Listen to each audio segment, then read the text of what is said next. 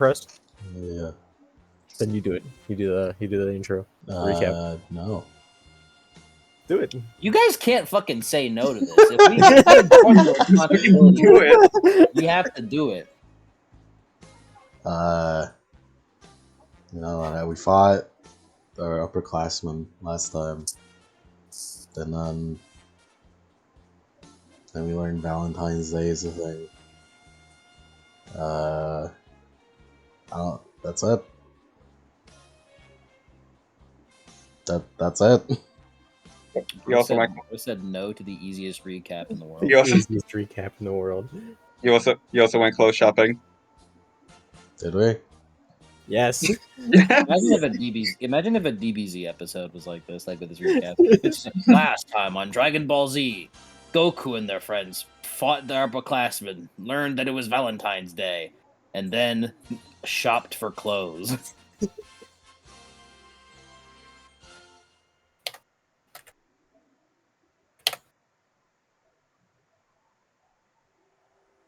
All right. So we have a bit of a prologue today. Hold on. Because Oh, yeah. I forget if I did this as an epilogue to cap You off didn't. one of the arcs. You did not.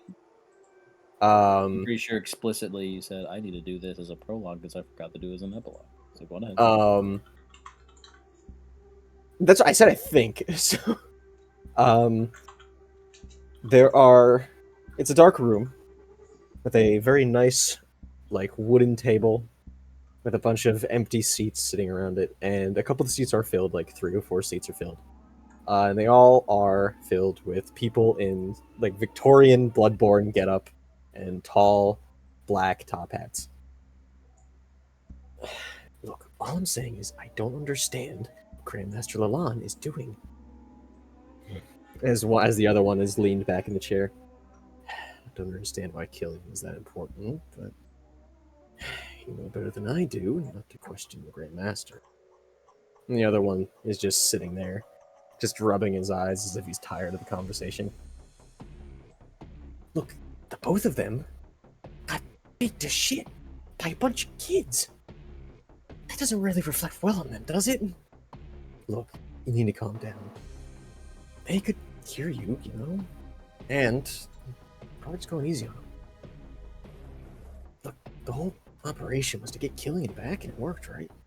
Yeah, but they got their shit beaten out of them, and the Grandmaster's daughter got captured by Atlas.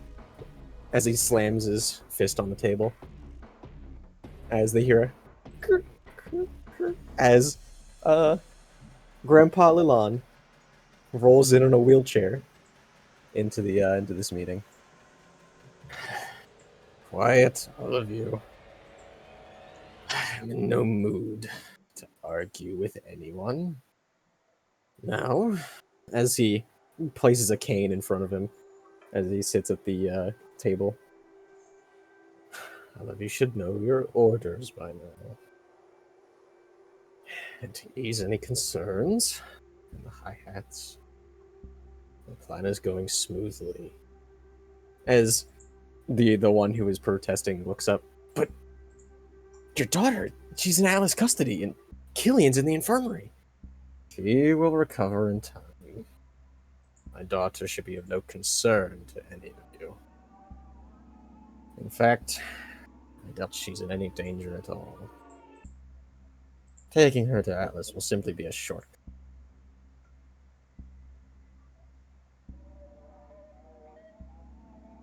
Need I remind you that Bayo is the one who requested Killian's release. As the air just goes kind of still, as everyone just sort of sits back down and gets a bit proper. Good. Now,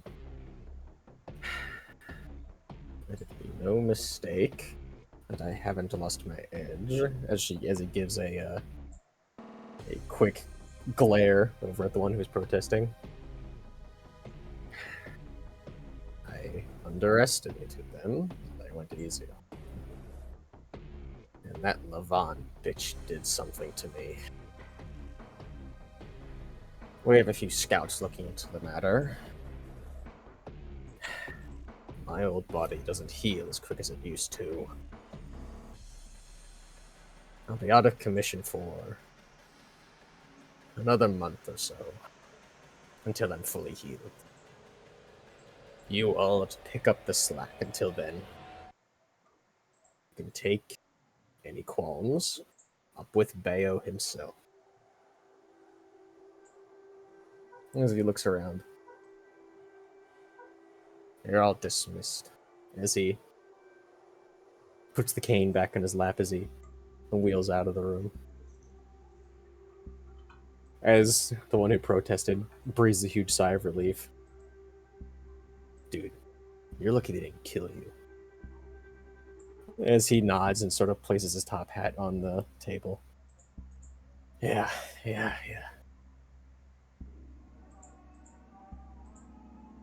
As that is the end of the prologue.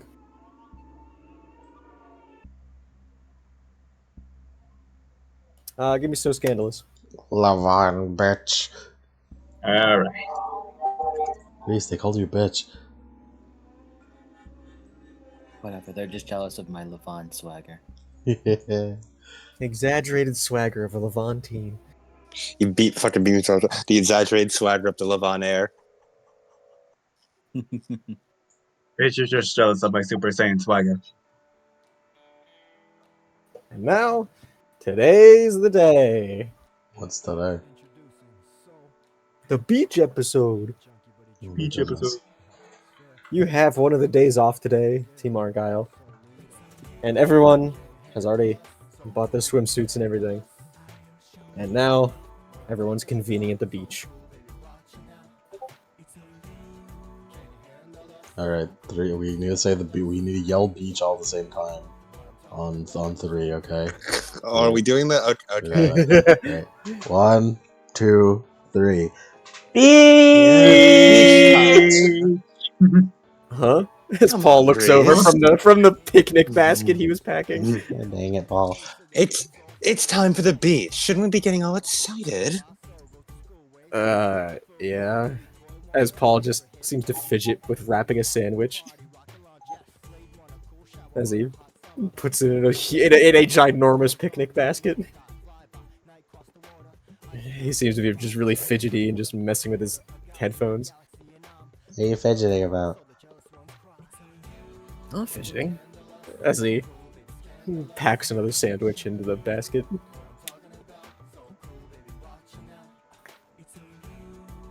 Thanks, what is he fidgeting about? Maybe he's just nervous about seeing Cindy in a bathing suit. Shut up! Alright. I can't hear you. As he puts his headphones on and turns the volume up. Oh, what's wrong? Afraid you'll be too hot to handle? I'm not looking at you. I can't read your lips if I don't look at you. You're right. You wouldn't be looking at me. You're too busy looking at Cindy. He doesn't react as he's busy himself with packing more food.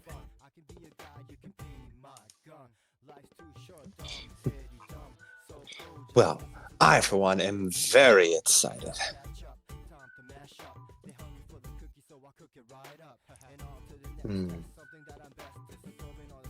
As Liz just sort of stretching, getting ready.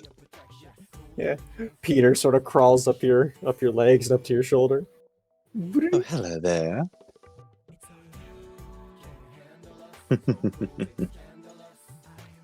Are you ready for the beach, Peter? Big thumbs up on the screen. Is Peter water, bro? Are you waterproof? I don't think so. That is the big OK symbol on top. He is waterproof. Yahoo!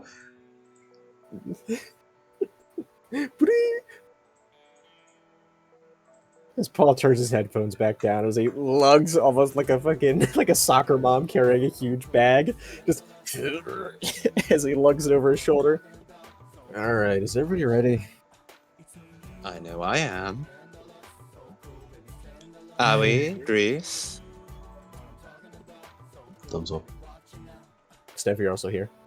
Oh, I'm here. I thought we were going to have to pick him up on the way. Yeah, I guess I'm ready. Mm-hmm. All right. Sounds like we're all ready. Nice, nice. And you all set out for the beach then? Mhm. Yep. As you guys all make it down to the air pad. It is still blazing hot with the heat wave out. As you all take the air taxi down to Vale City and around the Central District, the coastline is the beach. It's quite Let me tell you, packed. one of the worst things about having cybernetics is the way heat gets to the metal against the skin. Water'll be good for me. Yeah, I can only imagine. Are but- you waterproof? No. That's why I'm wearing this, as he sort of pulls his hoodie back, showing the wetsuit underneath. Paul just looks over. My waterproof. I thought everyone was going to change when I got there, but Do you He have shrugs. any idea how hard it is to put on a wetsuit? no. It is complicated and tight. Pretty sure I got the size a bit too small. Don't say it like that. You don't say it like that, Lace. It's weird.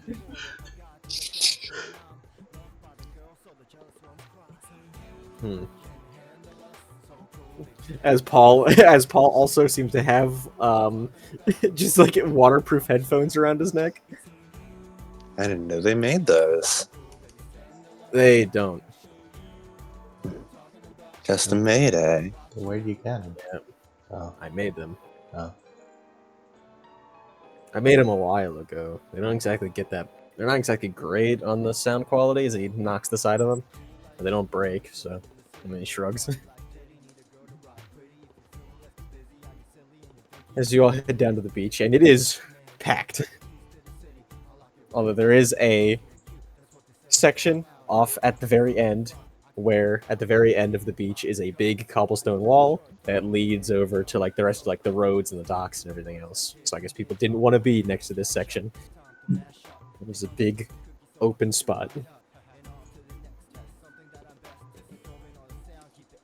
As Paul sets down a comically like beach umbrella as he sets the big thing of snacks under there. All right, I have food here if anybody wants any. Munch, munch, munch, munch, munch, munch. Hey, Munch, can you eat it munch, all now? munch, munch, munch, munch. As he's hitting you both with a towel. It's like, hey, that's supposed to last the whole day. You're also not supposed to eat before you go to the water. Yeah, cramps and all. I've never cramped. It'll never happen. Cramps aren't real. Cramps You're are fi- worth it. You Those are flash fighting back nerves. how your father used to have you eat a whole bunch of food and then go into the water to become cramp resistant. You figured out how to swim by you being tossed like a cannonball into the water. That's right. It's that one cowboy video. Oh yeah. No, I'm thinking like Allie is in the shape of a ball, and her father did a garp and fucking threw a cannonball into the ocean. Ball Owie. As he just sets up a bunch of like towels over the sand and puts a big umbrella and puts the snacks down. It's gonna last all day, and they gotta last for all the teams. You remember Mucha Lucha? Vaguely. Okay. You take the main guy. His power is to turn to a ball and ricochet. To make that a hunter's Ricochet? ability. Make that an upperclassman. How about you shut the fuck up, alright? I just guessed an upperclassman. That's what happened right there. Shut the fuck up. Stop predicting things! Yeah. Stop predicting things! Stop reading my notes. Shut up. Semblances. For some reason, you mentioned Mucha Lucha, and the first thought my mind went to is El Tigre, and I think to myself, he didn't have the power to go into a ball. No, that's a Mexican power. Can you do it? Yeah.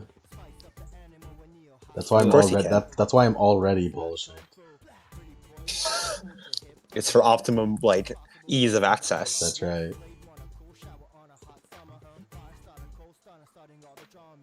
Alright, yeah, as you guys are all sitting there on the beach. Paul pipes up. Hey, looks like the other team's gonna be running a little bit late. Why?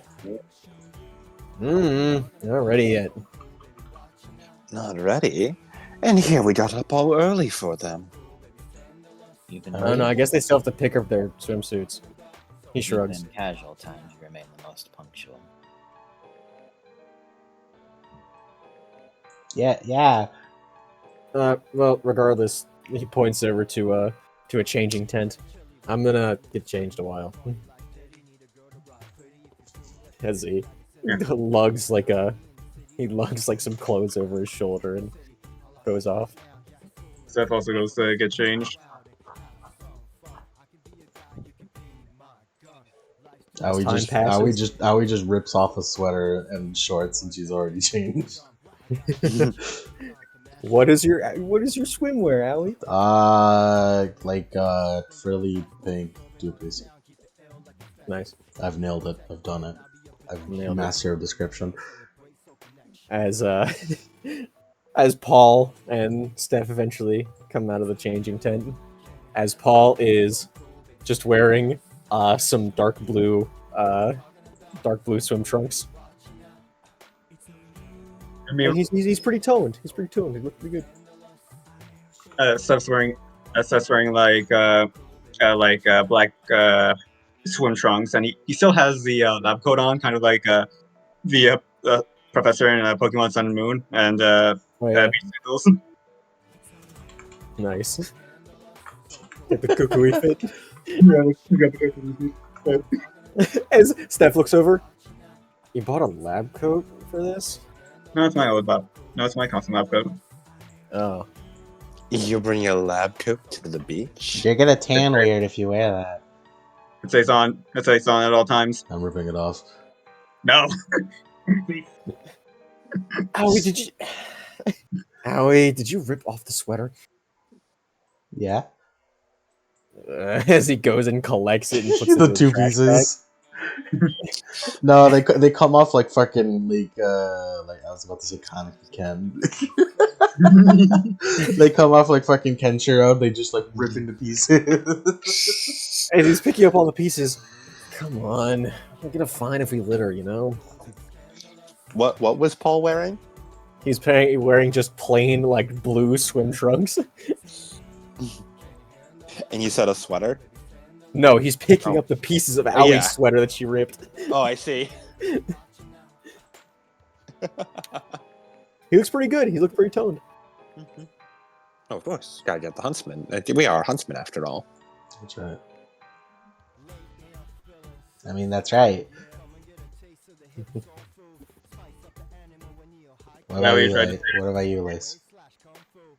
Lace points down to the wet suit he was already wearing with like just the white hoodie over it. Oh yeah. She rips off your hoodie too. Hey!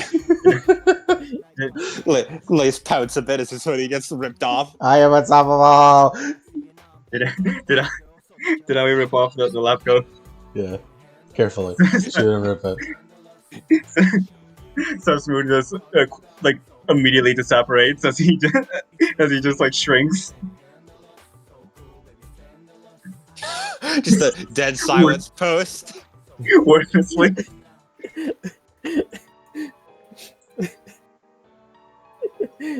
Yes. Hey, Grease, you there?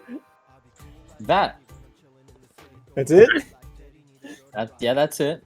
With, like purple or lavender. As Paul looks up. No, I thought you were going to be something more flashy. Raise an eyebrow. I don't know, man. This is pretty flashy. Look, there's like a big flower. Oh, It came out well. Do you believe I need attract attention? No, I'm just saying you're like rich or whatever. So he Yeah. shrugs and just goes and opens up a sandwich. Yeah, Paul. This is Grace Lavon. She attracts attention all on her own. It's like Truly, our very own star. Although truly, I think the one who is going to be attracting the most attention is Aoi. It's hard to be louder than our team leader here. it is a talent. It is hard to do that. Like switches out his old glasses for the mirrored shades that Grease got him for Christmas. Everything's very yellow. It's not finished, but technically I do win this. You'll protect your eyes from the sun. Look, this Can't is, have you I'm blind. gonna cheat so hard. Look at the sneak peek to this thing that's not finished. Oh my goodness. Whoa! Oh my lord. goodness, it's her. You were I'm not- banking on more time, weren't you? I was, yes. You were desperately trying to set it back further and further until it was finished. See, that's what I'm saying. That's what I'm saying. That's what I'm saying. As I'm you hear, not saying "Hey!" that. As you hear a "Hey, everyone!" As you look over and you see Team Arsenic, not yet changed, walking down the beach as Kyoki is waving and holding a bag. Hi, Kyoki. Steph waves at the yellow shaped blob. At the what-shaped blob? The yellow Kyoki shaped blob because he doesn't have his glasses on Oh yeah, yellow. because it's mirrored shades. As Chiel walks down and she gives Aoi a big hug. Oh, you look so cute.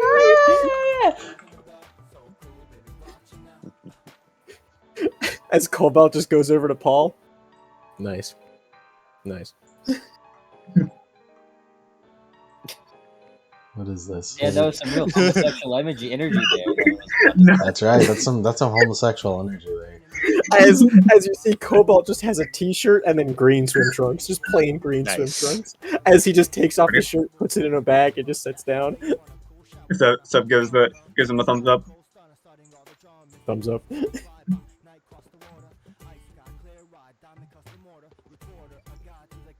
As Mocha and Azure are arguing about something in the back. As they I keep see our walking. vacuo duo is doing as fine as always. As Azure looks up, as he runs over. Hey, Lace. Hello there, Azure. It's rare to see you so spirited. We were just arguing about weapon stuff. I'll admit it's good to see you so spirited about something. Never thought I'd see the day to see you standing up for yourself. Yeah. She was arguing about the power supply on the railgun. Hmm. It's just archaic, apparently. Hmm. Have you talked with Zach about it at all?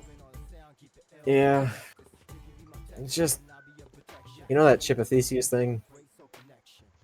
I've never been much for philosophy, but I'm aware of the general idea. Is Theseus a hunter? Yeah. He's a dude who existed. Is he a faunus? What the fuck? And you know, I just don't want to replace everything. Because it's not my weapon anymore, right? Hmm. Well, if you must into the philosophy of it, I'd say it's still your weapon. After all, do you believe you're the same person you were You believe you're the same person you were 10 years ago? Don't As he you sort of- replace parts of yourself and grow? As he sort of, like, looks a bit crestfallen as he, like, scratches the back of his head. Yeah, I guess I did learn a lot about myself. Do Your you- weapon should be you, I think. After all, Lace sort of like gestures to his arm where he just gestures like his arm. Remember when this was filled with razor wire? Yeah, that is right. You did do that. I worked well because it's what I was comfortable with.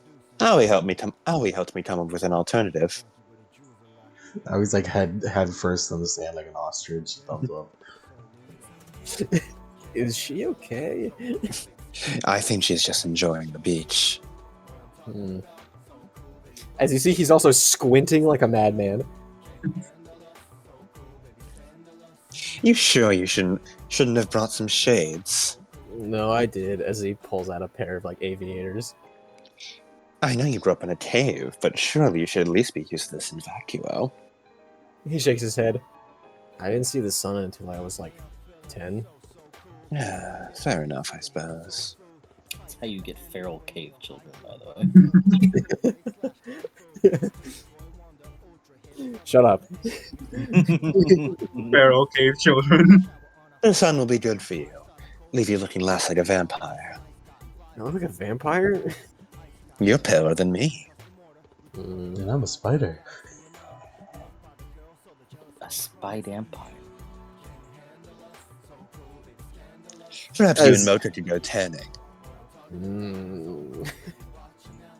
As Mocha's like, you shut up, spider, as she sets her stuff down. Mm. As Azure is like, I'm gonna go change.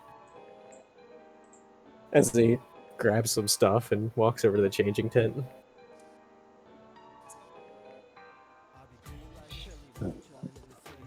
As Kiyoki was also walking, she's like, oh, and she just sits back down.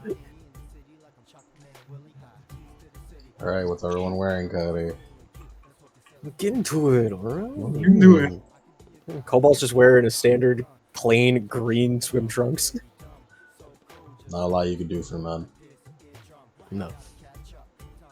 And Azure, he walks out. He's wearing aviator sunglasses, dark blue swim trunks, and he's wearing like a black like turtleneck swim shirt. Yet apparently he is the exception. As he walks over You are the exception. and sits back down.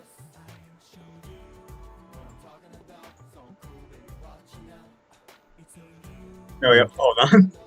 As Mocha and Kiyoki, as Mocha just finally took you damn long enough. As both of them stand up and they go into the tent. The way you say, you say you can't do much for dudes, but really, there's only one option. Patrick Starstruck. What a man. What a man! That's how you win a girl's heart. As then you hear "Yo" in unison with four dudes. I just got the idea of like a bunch of dudes wearing that and then just like fucking big bold text slut era. Slut era. White boy summer. White boy summer. Mhm. Stuff like Echo Speaking of white boy summer, look at who's here. Yeah, white boy summer. usual. As Team Jewel's like, "Yo, yeah," as a couple of them have like coolers and they have like umbrellas and stuff. Steph is like echolocating them too, so he can give them a hand. So they give them like a handshakes. That'd be As awesome. you see, they do not have any shoes on. They just have swim trunks. They don't have any shirts on either, and they are just covered in sunblock. Truly, you're What? bringing eye candy to everyone at the beach. What's that white Yeah, stuff they on are. him? They are really toned. They do look good. What's that white stuff on them?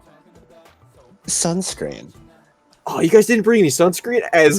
As Jasper reaches into the bag that he has and puts like a huge thing on the ground, like a huge like with a soap dispenser on it of sunscreen. Reese has already been like hella applying this shit. She already feels herself getting fucking cancer. Yeah. She's not built for this weather. I don't get it. You ain't built for these seas, son. Lace takes some sunscreen, so it helps out apply it to Owie. It's cold. Stop. Ah. Yeah, like a Weirdo. child, where they just sort of it's like put your arms out, just like Stay still. just. Like, what's a, Stop what's a, moving my like, face. I need to get some on your cheeks. Yeah. Yeah. You're going to get sunburned. You have one of those, what is it, like the glue sticks where you can twist it and it comes out. And you rub it on their face like a glue stick. that puts like a light coat of a sunscreen. As each of Team Jewel has different sort of swim trunks. Jasper has red swim trunks with a floral pattern like Patrick. I thought there was gonna be. I thought you were about to say there was gonna fucking be lettering on their ass that spelt out a word or something. Spelled out Jewel. Yeah, I spelled out Jewel. and then Jim, the boxer guy, he has Red Oni branded swim trunks. Dab me up. Dab me up. Yeah. He dabs you up. Warren, he just has standard just yellow swim trunks. And what's his face? Ambrose just has standard gray swim trunks, and he has like a swim shirt, just like one of those like zip up swim hoodies, just like unzipped. as he has just gray swim trunks. He's We're like, gonna what? have to graffiti Jewel onto their asses. Oh, dude! As they all turn around in unison, and it's like a patch made out of cloth, fucking sewn onto the back. But they're all backwards because they turned around, so it's Jewel backwards. It's LEWEJ. It's so we know who's who. Just in case one of us gets lost.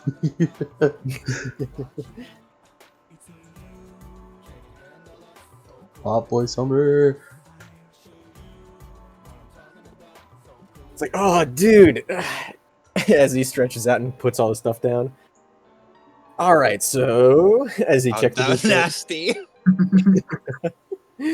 All right, so if I remember right, I invited us two teams, Team Arsenic. Oh, I invited the upperclassmen, Team Charisma, yeah.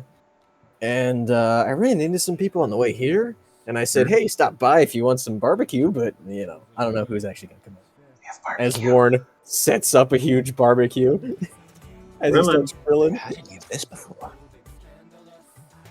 Oh yeah, you guys have never been to the beach. You're from Atlas, right, Lace? Close enough. Mantle, but basically the same. Oh, dude, you don't know how to swim, do you? Not at all.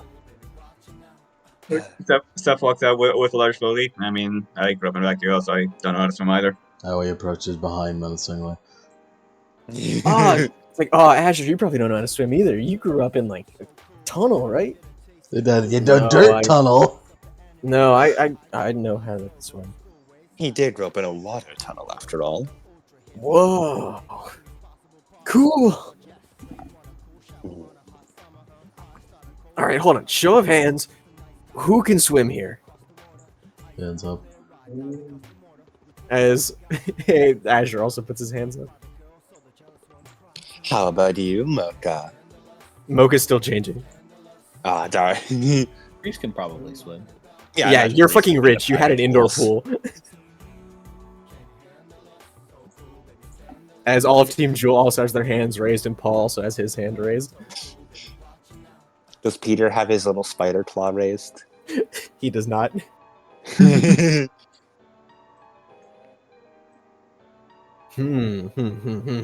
So you, he points to Lace. Lace does an over-exaggerated finger at himself. Grease can swim, but she will not put her hand up. And you, he points over to Grease, don't know how to swim. I can. You can? Why don't you raise your hand? Didn't wanna. Or maybe you secretly want some swim lessons. Have some fun with the group. Behind sunglasses, she rolls eyes. Cobalt also raises his hand. So what should I roll to throw Lace? I want you to roll me a... Let's see. Where's my... I'm sorry, my brother. This is how my dad taught me, so you need to do it too. Roll me a strength plus endurance roll. Can I key and power this? You can if you want. Just remember, you might have to get a boat to retrieve Lace. It's okay, I'll swim after him. I'll swim after him. Go beyond! It's like 2d10. Yes. Be empowered, it becomes 3 d10. Yeah, that's right. Does that we get really cool for this? Paul, save me a song! Lace, No, you Lace, do not get real of cool for this. Damn. No. Lace, what are you doing? You don't want to end up in Mistral. I'm taking a visit to go visit Team. I'm taking a trip to go visit Team Colors. I'm throwing him over to the next continent over. Goodbye, everyone. I'll see you all in therapy.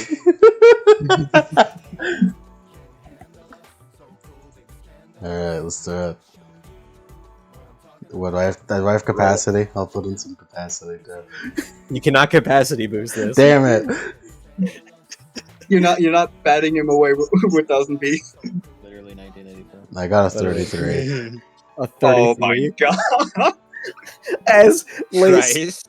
as Lace, you They feel, for like mid sentence. yeah, you feel arms around your body. Oh no! Wait. You recognize those hands. tuck in your arms and legs like a cannonball. Oh no. Wait, I know exactly how he does it. She does the fucking Mario 64.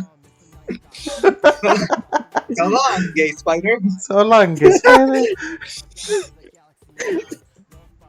As you see the beach from a bird's eye view. And oh yeah, that's the ocean approaching quite quickly. You know, of all the ways to die, I truly thought it would be by a rim. I want you to make me a roll to not belly flop. Does Lace get penalties for this? Yes. It's because your arms are weighing you down. You're like really weird. Wait right now. Roll me an agility plus perception Okay. to angle yourself correctly.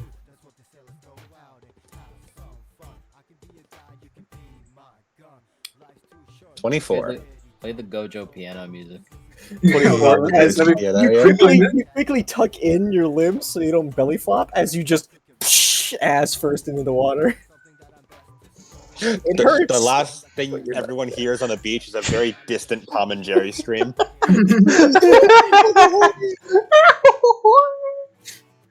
As Cobalt looks up, as you see his the scan lines on his eyes.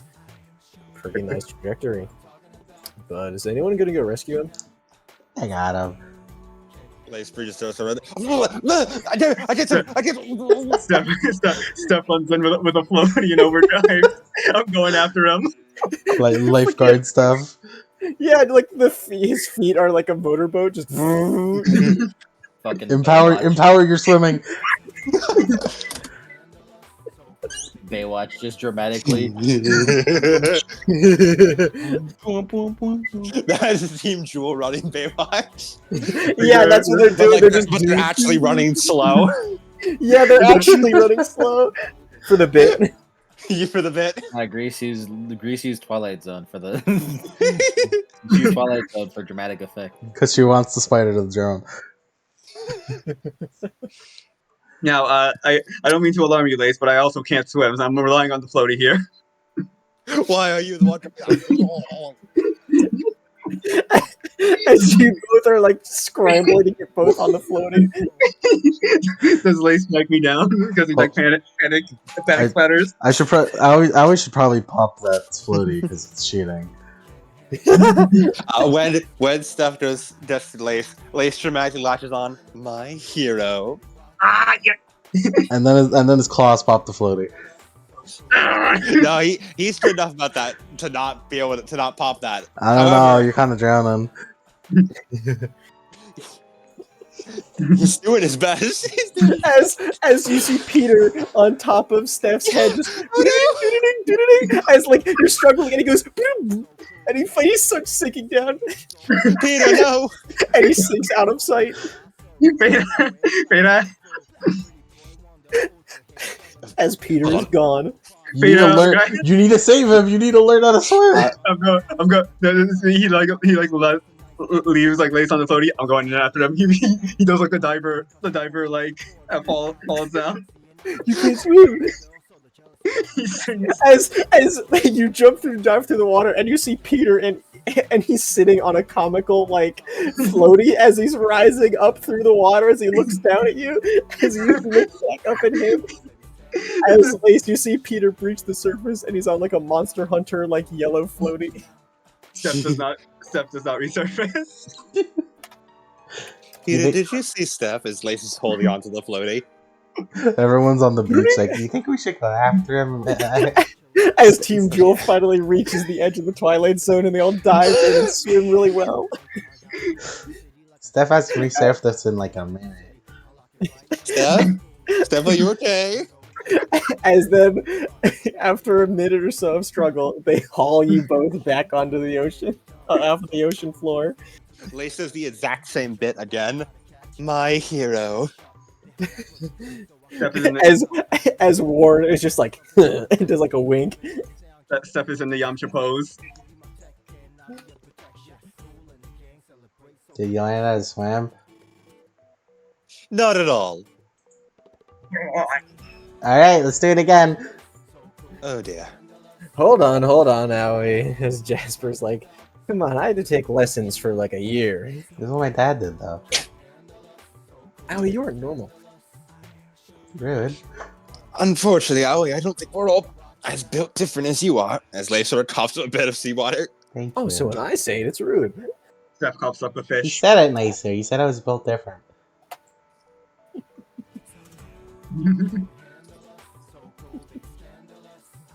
On the bright side, I feel much more moisturized.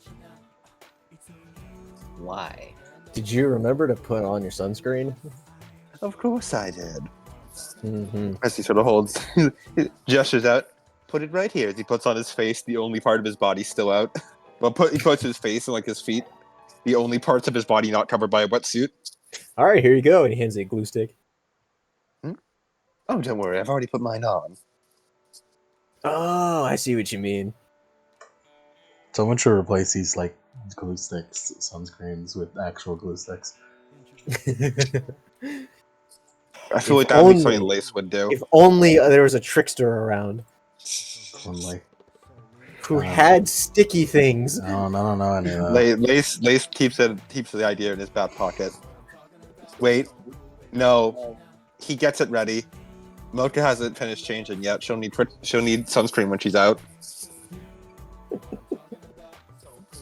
As you wait a couple more minutes, and Mocha and Kyoki exit.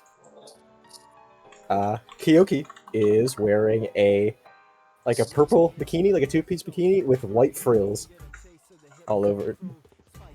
Kind of like Aoi. Oh my god, we match! Twinsies! Yeah! I see. And she just goes over to you and poses with you.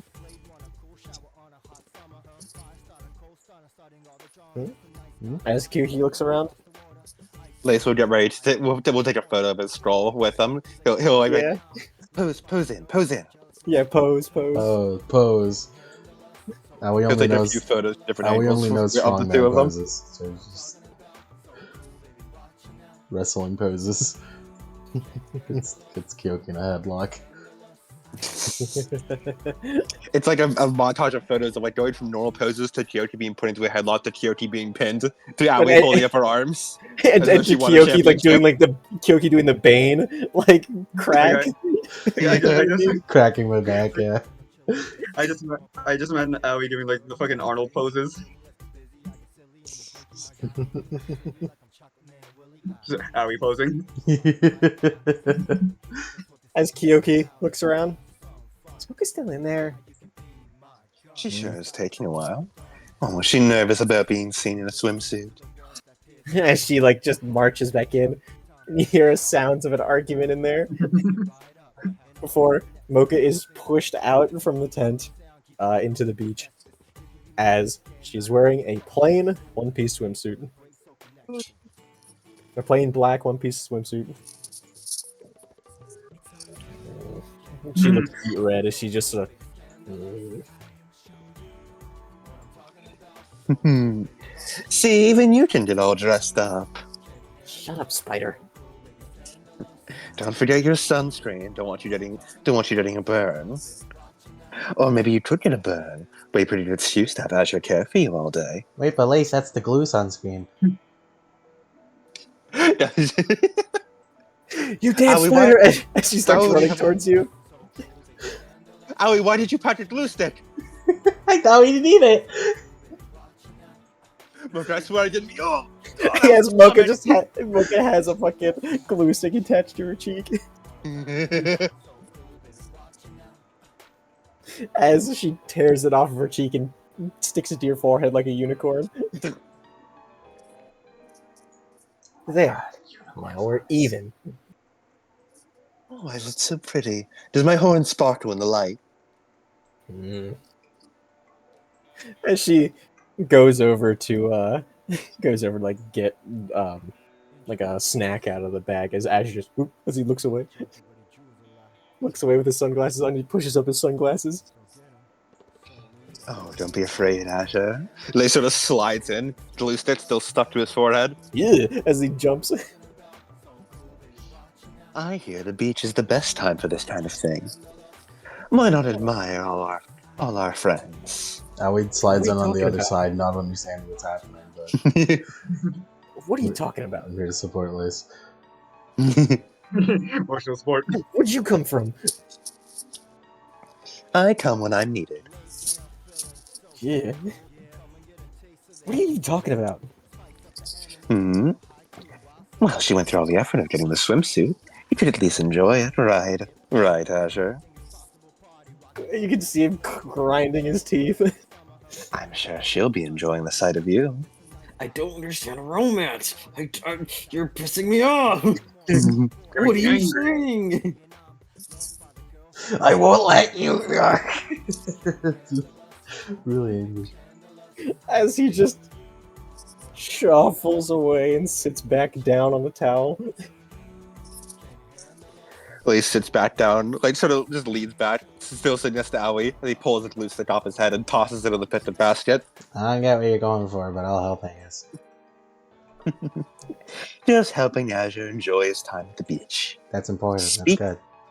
Indeed. Speaking of time at the beach, enjoying our time at the beach, as he looks at Owie, as he pulls out a sand pail and a bucket. Oh my god. What do you say we make some sandcastles? That's good. Let's do it. I'm more adept at crafting with snow, but I'm sure that the same tenets still apply. I'm sure it's the same thing. We were busy last time on the mountain. Paul didn't let me build any snow castles. If we ever visit Mantle or Atlas, I'll be sure to show you the best snow spots.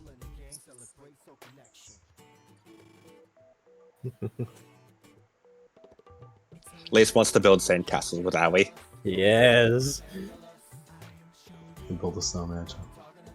Yeah, sand A mansion. sand mansion. As as Jim and Ambrose We're are sand currently billionaires. they're currently burying Jim in the ground. He is the sand guardian of the sand. He is. Poseidon quivers before him. They say that exact thing. I They love him. recorded to put on their fucking page. Of course. Leviathans quiver before him. Are we in the Vine era of like Run? I have no idea. The golden age. Golden, that's how you know it's Warren never is ending. starting to flip burgers and roll hot dogs. As Jasper's just sort of swimming, hanging out, as he has one of those floaty, like lifeguard floaties, and has the comical like white strip across the nose. Come on, guys, get out of the heat. Stuff is already floating in the ocean with his floaty. I don't know. Lace sort of looks up from his sandcastle. Still pretty sure I'll drown out there. Oh, come on, get a floaty. As Jasper rolls one across the beach. Owie and Laces have like a fucking sand monocles on.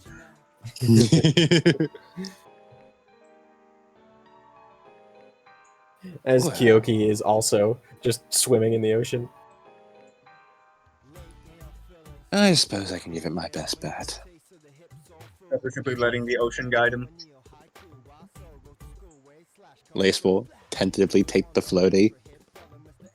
Sort of scooch out there. Oh, yep, still cold. Better than being out in the sun, right? And it sort of floats over to you. True. I suppose there's that. As he sort of like takes a few more steps. It's weird feeling so floaty. I suppose I could get used to it. Yeah. Me and the guys used to do this every summer. But you know, summer we're gonna be in Vacuo. So, as he leans back, he shrugs. Might as well enjoy it now, right? Oh yes, the Vital Festival. Oh goodness, summer in Vacuo. Oh, the heat here is already sometimes too much for me. My delicate mental body can't take it. Nah, come on. If you lose because it's been hot out, then I'll be disappointed. Well, I'll have to do my best to impress then. I mean, come on. What are we all gonna lose? Lose the team Arsenic? Oh, don't be so rude to them. Hey, I heard They that. they have an advantage. They're built for the heat. Well, two of them are at least. Yeah, but why are they both sitting under separate umbrellas? I think they need a little push. Perhaps we could steal one of their umbrellas. Steal? Oh, I get ya. As he does like a whistle, as all the other Team Jewel members stand up. Like, as they all look, Warren is still... No, fucking Jim is still buried in the ground. Alright, guys, we're doing the thing! As they all, like... Plan for this. Oh my god. No, we do this every summer. Like, alright, formation B! Yeah, formation B! As they start grabbing pool floaties and start inflating them by blowing into them from all their different bags and everything. As they start swarming the ocean part, as they start stacking them together to make like a mega fortress out of like a grand ship. What in the Sam am I looking at? As then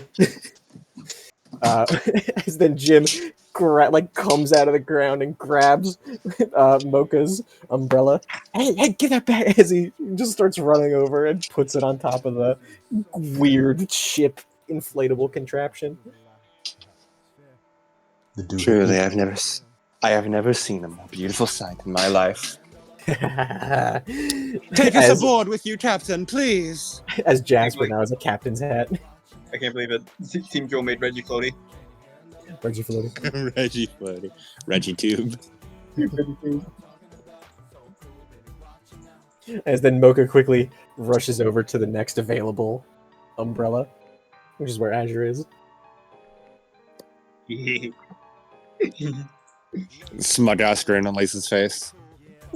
As Paul is just sitting there trying to work out how to run a boombox.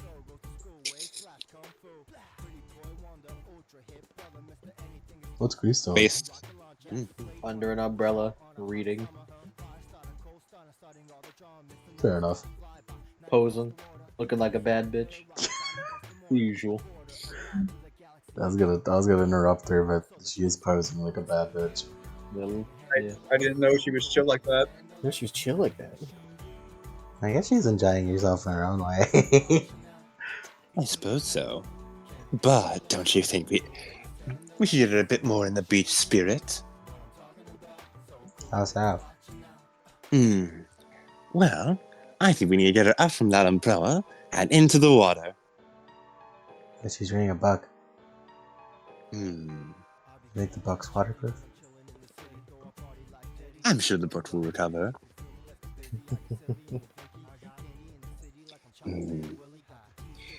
What do you say to a little water cannon, Owie?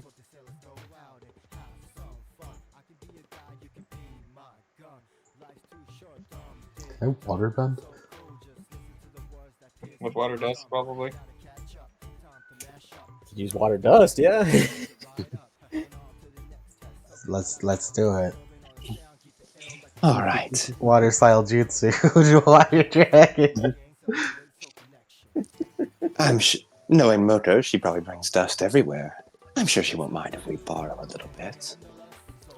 Then we could set up a little bit of a contraption. You supercharge a bit of ki combined with water dust. And we'll get Grease guaranteed to want to get out from under that umbrella and at least enjoy the water a little bit. Alright, let's do it.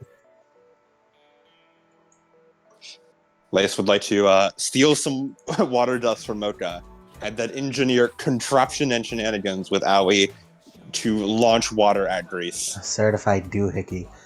A certified doohickey. Yeah, as you sneak up on them, on Mocha and Azure, and they're just sort of sitting apart underneath there, just sort of not looking at each other. Azure is just on his scroll, just trying to find something to do. And and Mocha's bag is right there. Lace justifies himself. I need a bit of a distraction. He sort of sends in a little web, attaching it to Azure's shoulder as he flips it to the left to just barely like push him off balance to nudge into Mocha. As he like gets nudged into Mocha, hey, watch it! As she shoves him back. And now she's distracted with that. He pilfers into her bag and pulls up a vial of water dust. What are you trying to do? I'm not trying to do anything. I don't know what that was. Did you try to do something? No, I didn't try and do anything. As you sneak off. Lace whistles to himself as he walks back off towards Aoi. What is that about? Oh, them just enjoying each other's company. Alright. I believe you. Take those sunglasses off. Are you leering at me? And with that perfect distraction, as he holds up the vial of water dust. Alright. Try and make a little bubble of tea. Okay, people.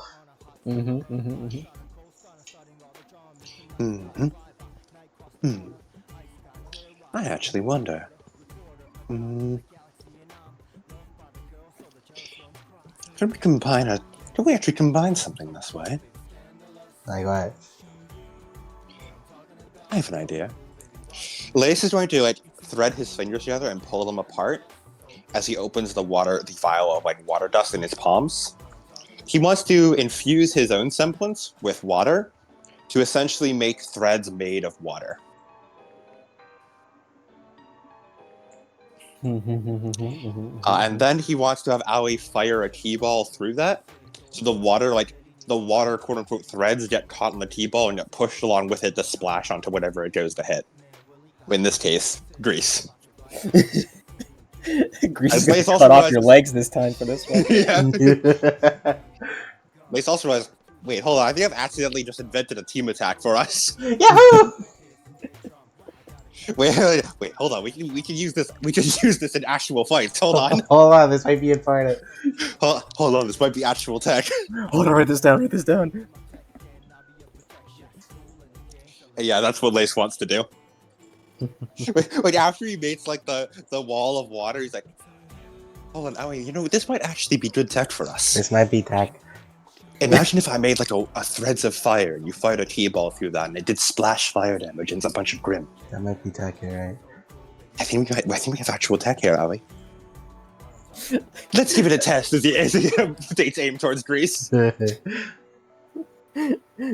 for it. Just do it. I'm not gonna have you roll. Hey, Grease. You hear a commotion? She looks over.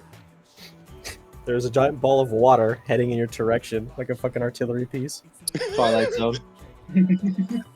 It's gonna blow up in our face now! As it just... as it slows down. What's going on? Oh, we pushed more key into it. Yes, make it explode! It starts... as it bursts, and you see it as it slowly reaches the edge. And Grease just moves just kind of slides out of the way. As it it's rain across where Grease was just sitting. But you missed. Come join the water, it's fine! Just like slow motion fucking my way. She looks over to the perpetrators who did such a thing. They're standing on top of a ridiculous-looking inflatable boat. I imagine they're drawn as little chibi selves. Yeah. Yes. She digs into her bag, puts on gloves, walks over. Why'd you put on gloves? That means it's working now, you see? She's coming into the water. Force Dust Twilight Zone grabs both of them. It is just going to just dunk both of them underwater. I mean, it'd be really funny if she also just pulled out the fucking double jump shoes, double jump in this pile, drive them into the water. Oh, the tombstone! Wait, Grace, I still never learned how to swim! Well, don't worry, I'll hold on to you. Underwater. Bubbles come up. She brings him back up. He spits out a fountain of water. I've been wanting to train breathing underwater. She puts him back under. As from behind Grease, Jasper wearing it's fucking what's his name? She brings him back in. What is It's Ambrose. Ambrose with a bandana rises up like a Navy SEAL from the water with two squirt guns. As he just and squirts Grease on the back of the head. the team attack worked? Grab. Come on! The torture pits, Ambrose. I've been taken prisoner. Underwater. You survived this torture. She's waterboarding us. Hey, Steph has like a water gun. He points it when Grease grabs Ambrose. I'll put you out of your misery. He squirts Ambrose. As he plays down. While he's underwater. Go on. Grease is just gonna like levitate them up in the air for a bit before releasing it, so they fall back in the water. I'm not gonna shoot Grease. Are you crazy? It's okay, Lace. Grease puts you on the shallow side. I was just saying, Lace like grabs onto Aoi, you know, she's strong enough to handle like 4 people, and like rides her like a floaty. I carry him like a wounded soldier. Please, don't forget me, Aoi. It's not too late. Steph snipes Lace. Yeah, bury me with us. It's like overkill immediately. I won't let you get away. I won't let you get away with this. Steph's floaty sings like the Titanic. You just hear like that. You hear the sad music and he sings. He did not pack a spare floaty. He is singing again.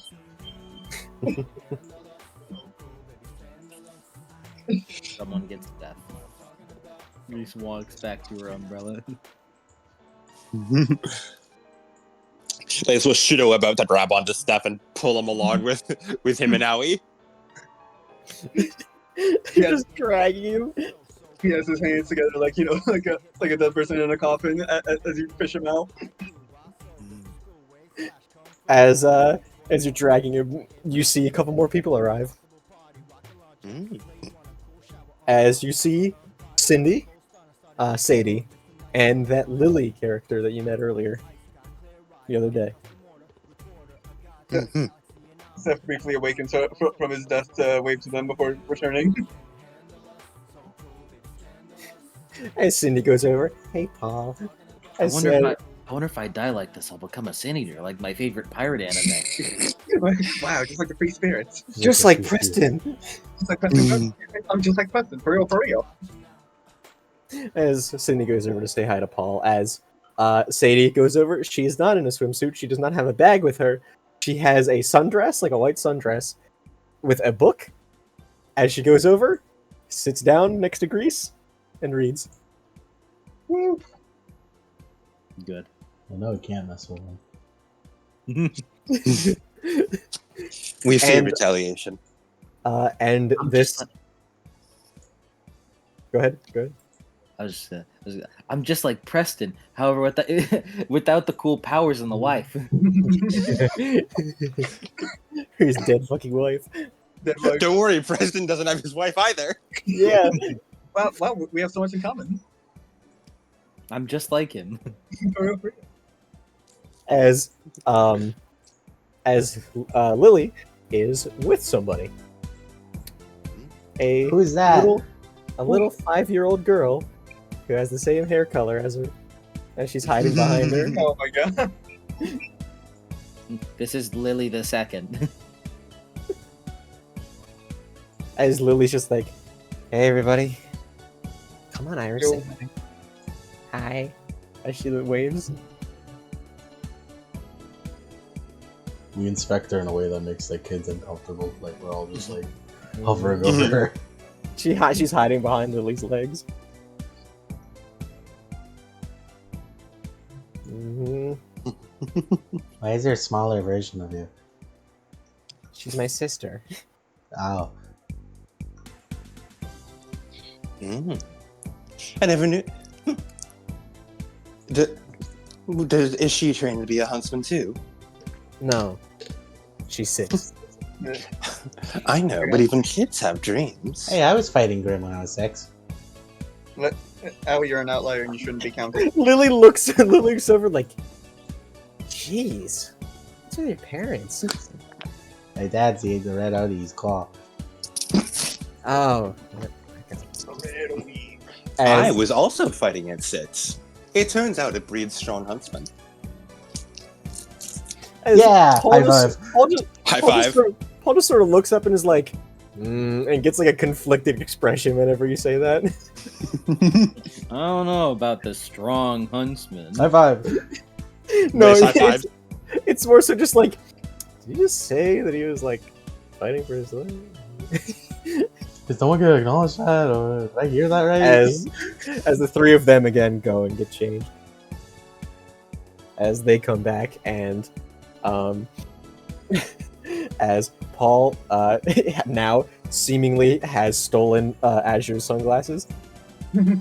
And Azure's like, "Hey, we should get..." As Cindy comes out and she's in the bog standard Cinderfall red and gold bikini. Bog standard. Bog standard. You know the one. Of course. I don't actually. I was saying, neither do I.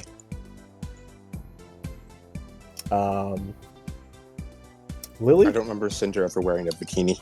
Not in the show. Lily is wearing a pink one-piece swimsuit with like a frilly skirt, Oh my god, we're matching again! and Hers is one piece, yours is 2. Ah. I just heard frilly and pink and I thought.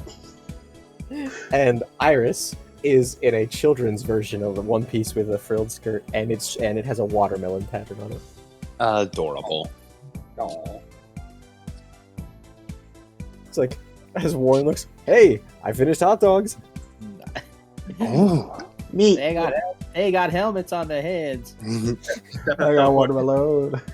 but I got a watermelon instead. Steph has teleported next to the food. Hey, Oh, slow down. Only Oh, one per we person. already ate 5. Hey, one per person as he smacks you on the head with the spatula. Well, You can't make me uneat them! Well, he's smacking out, he doesn't look, he sort of webs and grabs to you. Steph grabs one of Lace's and runs away. Hey, at least get some buns as he holds up a bun. Steph grabs a bun and leaves. Thank Jeez. you. It's like As Team Lace- Argyle are nothing more than animals. As he scratches the back of his head. That's my We grill. can't help it. Grease daintily. Grease elegantly eats a single hot dog. Oh, do you want a burger? Burgers. Steph appears again from nowhere. Always already, Yeah, so there's hot already, dogs already and has burgers. like 2 stacked on top of each other in her mouth. Ooh, give me one like Owie's. I want a double burger. That's cheese. I'm not a drive-through. As he gives you 2 burgers with a slice of cheese on them and hands it to you. Thank you. That's a hamburger. It's a hamburger with cheese. Burger. Is there a know. difference? Lace tilts his head. Beast trigger. Of course there's a difference. A cheeseburger is where the cheese is cooked on the patty, on the grill, so it melts all over it. A hamburger with cheese is just a hamburger with cheese put on after. Well, it's Beast the same trigger. ingredients, isn't it? But it's not the same process. How he's eating the slices of cheese. You can put the same ingredients to make a cake. Grease but you make like Zowie in the forehead. Ow. Steph rescues the cheese. Do not eat the cheese by itself. But I already have the hamburgers in my belly. You should have Lace asked, nods as if that logic made sense to him. you should have asked for ones with cheese. Steph acquires the cheeseburger. Oh, Do you know in Mistral they don't call it a quarter pounder with cheese? What do they call it? They call it a Royale with cheese. That's what they call it in Atlas, loser. You sure Veil's the outlier. How he eats a fucking rip-roaring hot patty off the grill with her bare hands. Hey, that's gonna hurt you. Lace eats his food incredibly quickly. 3 bites. As he has like a plastic plate as he puts a burger on it and hands it down to Iris. There you go. I'm just imagining a Looney Thank Tunes you. bit where like they keep having to like fight off Argyle from getting the food, where they're just like, "Hey, stop that!" And then like behind them they see like Lace grab a burger. Hey, you stop that! Every time they turn around, one of them is doing some of their wacky gimmick to get food. Yeah. That's Argyle. Because apparently no one in Argyle is manners. Except for Nope. Grace. Paul has manners. He's eating a sandwich. Steph kind of thinks to himself, if I go into the water, I'll get cramps. However, I also Cramps aren't real. Throws you in the water. Soggy hot dog. No, he Oh no! Soggy hot dog! Soggy glizzy. Oh! No. listen, Cody. Both of you two assumed that the glizzy was already there, and he didn't already eat it. That's a real glizzy gladiator right there. Steph is a certified I hate glizzy that gladiator. I do believe I hate that word. What do you don't like glizzy? I do believe so. You're not a glizzy gobbler? What's wrong with you? I don't gobble any glizzies, no. What's wrong with you? I'm more a Steph sausage swallower. as Steph is like sinking and cramping, he just thinks this is like the last thing he thinks of before he goes unconscious. Was unconscious. Jasper pulls you out of the water. As You're giving Iris a bad impression of Argyle. This is what Argyle's like though. This is accurate. How is little Iris doing? she's eating a burger very messily. She's enjoying herself. Fantastic. As Warren's just like, oh yeah, anybody, free hot dogs, free hamburgers, come and get them. Free hamburgers, free cheeseburgers. Like sort of like almost like Steven the Dude sort of has, careful there, don't go wasting it, as he kneels down with a little napkin and wipes a bit of like sauce up like the side of Iris's cheek. As she's just like, she squints. as Lily is really tired, like it's just, thanks, yeah. And she's also eating a hot dog. She seems like quite the handful. Oh, she is. Putting her through school when I'm in combat school is a trip. She has her eyes closed. Kids can certainly be energetic. Mm-hmm. Which reminds me, we do need to have make sure Roman and Neo get some time to enjoy the beach too. As he said, like he says, that's like the rest of Argyle. I always like still eating hot dogs. Like, oh my god. Paul looks up. You didn't invite them? Mm-hmm. Well, I didn't know how chaotic it would get here. Hold on, I'll fly over and get him. Hold on. Well, more the merrier, I suppose. How fast can I fly from here back to the spider somewhere? About 2 million of property damage. Yeah, I forgot about that. You're right. Paul's just like, can't you just like get that one dude to like bring the bike? Wait, hold on. We can just deliver them. Yeah, I was gonna say, why don't you get the one dude to bring them here? Brickhauser. As Yeah, Lace will indeed call Brickhauser.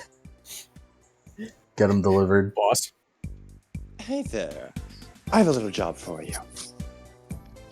Do you mind picking up Roman and Neo? Bringing them to... Here, I'll send you the coordinates. We're having Wait, a little beach day. That sound. You're at the beach, aren't you? Yes. Don't worry, boss. I'll have them there as quick as a jiffy. Click. Oh. Like, just stares at his stroll. The man truly never ceases to amaze me. As it takes And like 5 minutes, as you hear the motorcycle pull up on the like the parking lot, as It's revealed Ro- that Brick's semblance is hyper advanced goonery. it's goonery. He does I got you, anything boss. He does anything a goon can do at incredible speed and efficiency. As Brick is leading Roman and Neo, as Roman still has the hat on, and Neo has the little parasol. There you are. Oh, Brick. As he hands out a hot dog for you. You mean a As he cleansing? looks at it with tears in his eyes. Thank you, boss. This is the best I've ever been paid. As he eats a hot dog. Are you feeding him? Me? You pay him? Of course I pay him. No one's ever offered me food. He's crying though. I don't know what debts he has or who he provides for, but I'm not sure most of the money he debts goes to him. As he gives a thumbs up. All right, boss. Anything else? No, that's enough. Don't worry. I'll leave the bike there. Thank you so much. Have a good day, Brick. Thumbs up as he starts he starts running away. He looks like that one dude from Cloudy with a Chance of Meatballs whenever he runs. Lockwood. Lockwood. How are you two doing? As he kneels down to Roman and Neo. Brick even stopped and got us swim trunks on the way. Oh my god. As he has orange blazing like with flames. He has swim trunks in that sort of design. How is he that good? Neo has a one-piece swimsuit in the Neapolitan colors. Of course. I imagine Roman shorts has his symbol on it. Yes. A hat. No, it's this one. No, Yeah, no, that's a symbol. no, a hat. As Jim walks over to him, whoa, nice hat, kid. As he has also a bowler hat on. My hat's cooler though. As he just sort of, oh man. Or start beefing with a child. Bro's beefing with a child. Supposed to be 17 and they're off speed 10. Roman and Neo. This is little Iris. She's about your age. Make sure you're alone, you two. They're like She's a 10. good kid. Yeah, I'm like 12. I She's said 6. about. There's a big difference. As Neo just sort of goes over and waves at Iris, and Iris just waves with. They're right, there is a big difference. Lacer muttered himself. Kids these days. I swear it was close enough back in Mantle. 8, 10, 12. Or something. As Yes. Lily looks up. I suppose you could say that. A lot of little siblings. Yeah, at least my parents stopped at 2. Sort of like a bit of a bittersweet smile on Lace's face.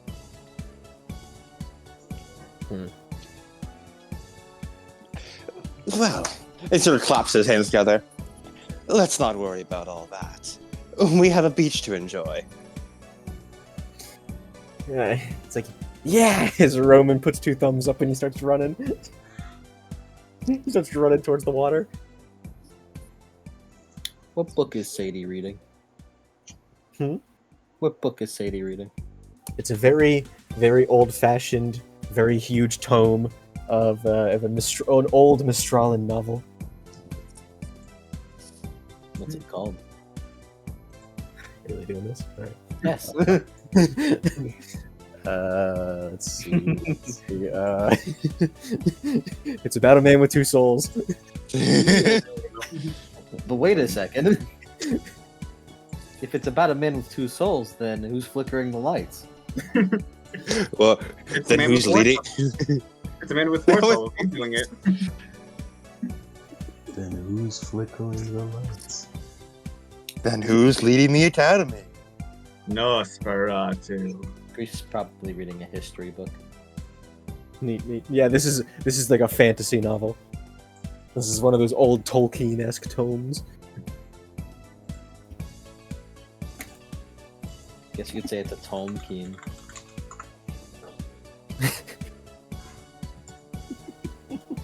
Was Tolkien racist against Faunus? I'm serious. No. I don't think he was racist to begin with. No, I don't it's, think. no, it's still black people. Ooh, thank God.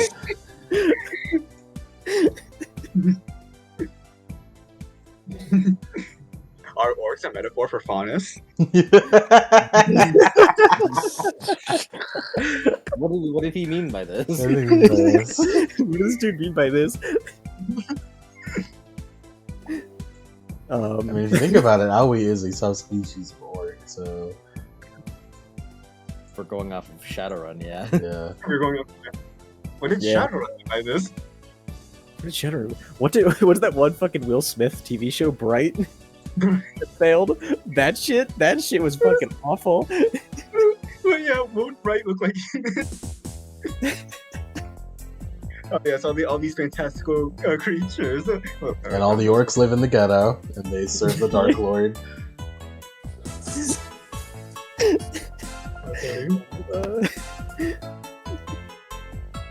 Yeah, as Jasper's still playing lifeguard as Neo, Roman, and Iris all get into the ocean with their floaties on.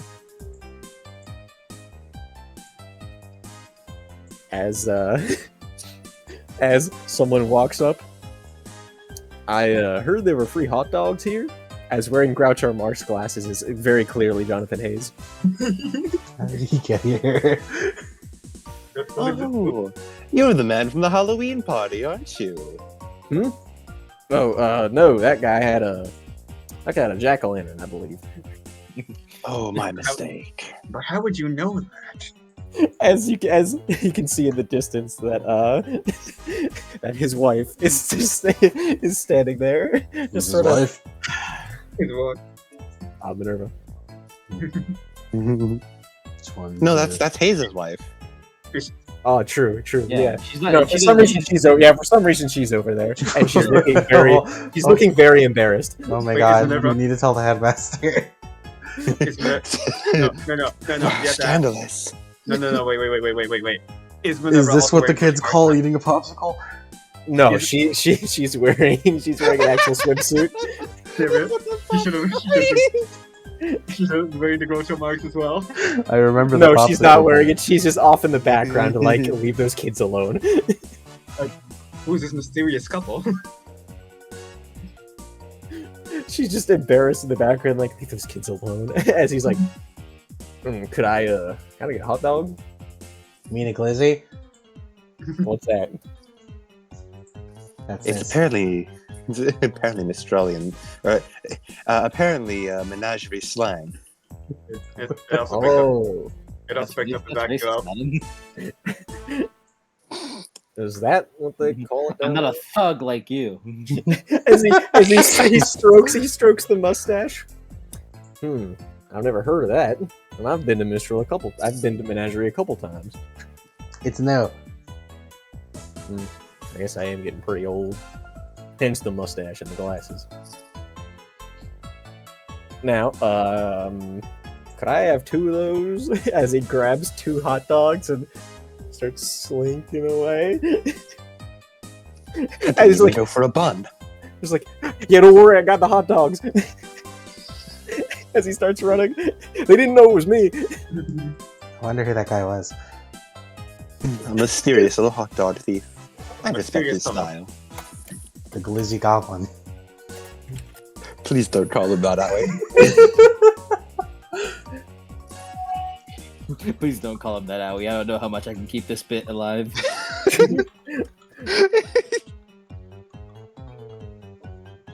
Hold on, I need to find a fucking meme.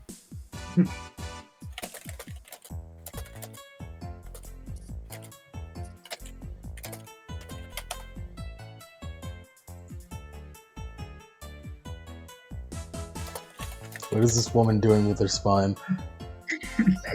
I'm unsure. Dying. No, she's clearly evolving.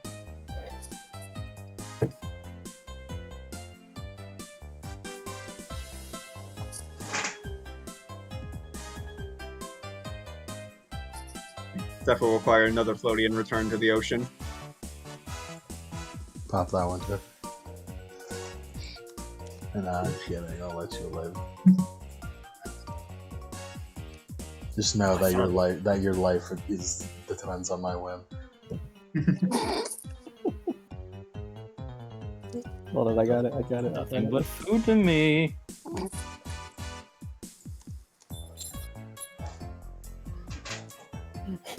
There it is. Hold on. How he considers eating meat raw from the cooler. No, don't do that. He smacks you. He smacks you. He smacks you with the spatula. Cook faster, ma'am! Fucking Owie. I have a taste for blood.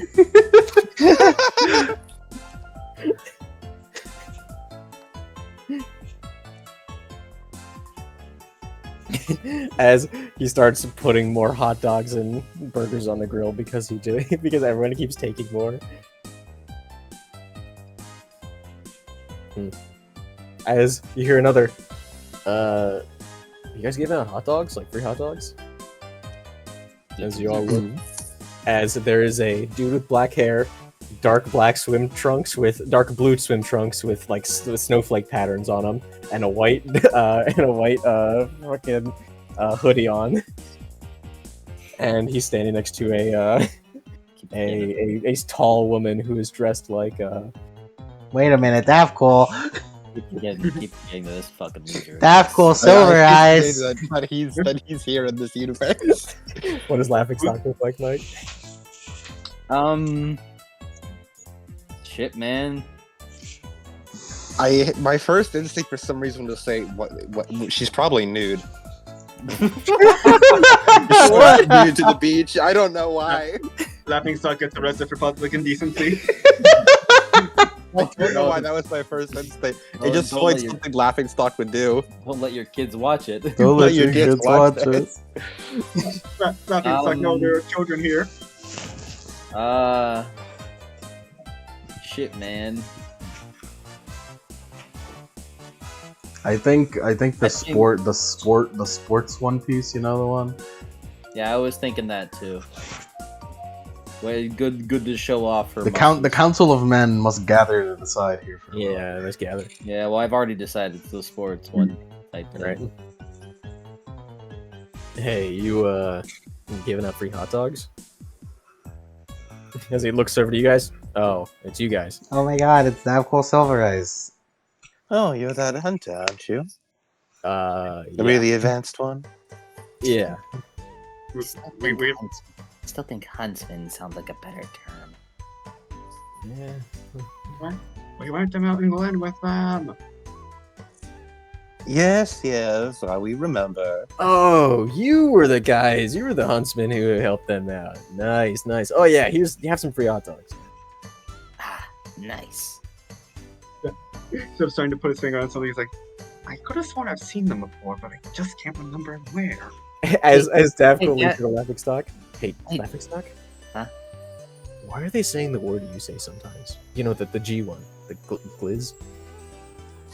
Oh, you know, it's probably a translation error or something. Listener. Or maybe some people are just running out of ideas, I guess. Hey, you want to check out? You want to check out that I can eat this thing in one go? Watch. Yeah, come on. No, I can't. He pats her on the shoulder. I can't. Yeah, don't worry. You'll have other opportunities too. As he fucking shoves his hands in his pockets. Who the hell is saying that? That was that cool. No, I'm talking about what Yank said. Who said that?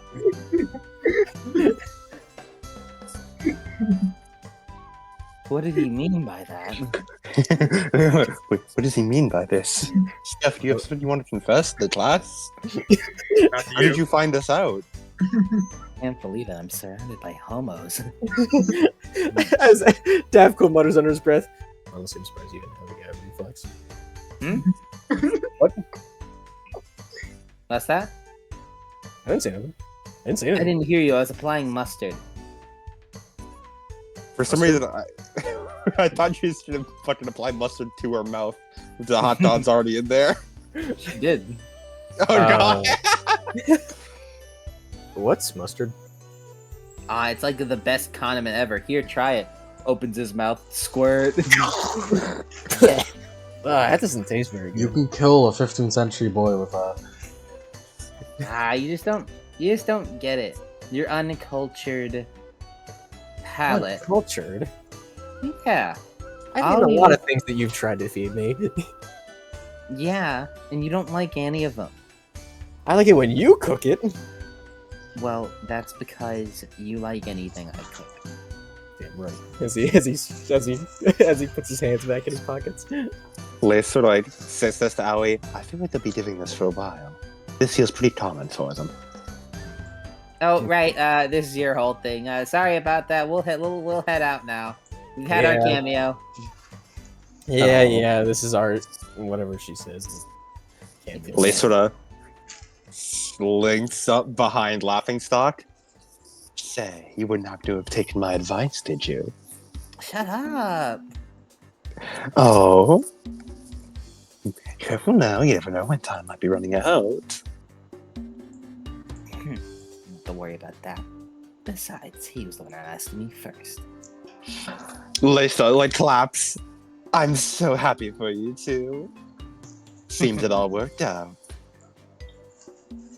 Hold on a second. Hold on. I gotta check something. Don't they have the Hey, rings mate. on by now? No, like- they aren't. They are not married right now. No. As Davko looks over, my 18 passive perception is telling me you guys are talking about me. My 18 passive perception. What the heck is an 18 passive perception? Laughingstock, you're filling his vocabulary with bad words. Hey, it's not my fault that my 18 intelligence is capable of noting this stuff. Laughingstock, last week you taught me how to juju on the beat. I don't think you're a good influence.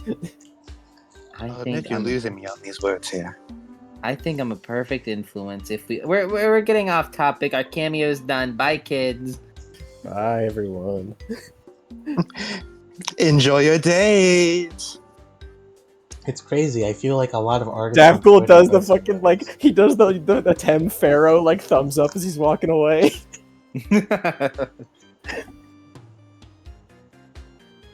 Have you been watching Yu-Gi-Oh? Huh? Is that a thing from Yu-Gi-Oh? Yeah. Oh. I don't want to say too much; it'll spoil you. Alright. Davgul becomes a As they- duelist? As they walk off into the NPC crowd and disappear. I think as soon as I do stuff, it's like, nah, it's probably nothing. I'm just probably remembering something else. If nothing else, it's a comfort to know there will always be people weirder than us. For once. All of Team Jewel sneeze at once. Shit, I gotta redo all these burgers as he tosses over the trash. Hey, that's good food you're wasting. I sneezed on him! It's still good food. You little ingrate, you little Is it trash burger? spider, as he bonks Is it- him on the head. Is there burger in the, is there burgers in the garbage? Yes. Steph runs from the ocean. Hey, as he sees you coming, grabs the trash can and starts running around with it. Beast has her head in her. He's just like holding her head with her hands. Steph drove and like ran on the water to get to the trash bag. Hey, it's trash! It's trash in here! You're not gonna eat out of the trash! You're wasting valuable burger meat. Hey, come on, we can buy more! Every I mean- day. I've eaten venom-soaked burger meat before. This is nothing. That was still pretty weird. But this is garbage. Every day, my team continues to disappoint me further and further. Sadie looks up. Don't worry, I've had similar experiences. Are yours garbage eaters too? No. That's a new one. Hey, at least the garbage eating is better than us being obsessed over eating Lace's venom. Laces, yeah. Yeah. They tried it. They tried eating steaks using Lace's spider venom. They said that it was better than expected. And she just looks pitifully from behind her bangs. Every day I'm glad that Paul is the one that cooks our food. He is a good cook. I don't understand how you deal with it.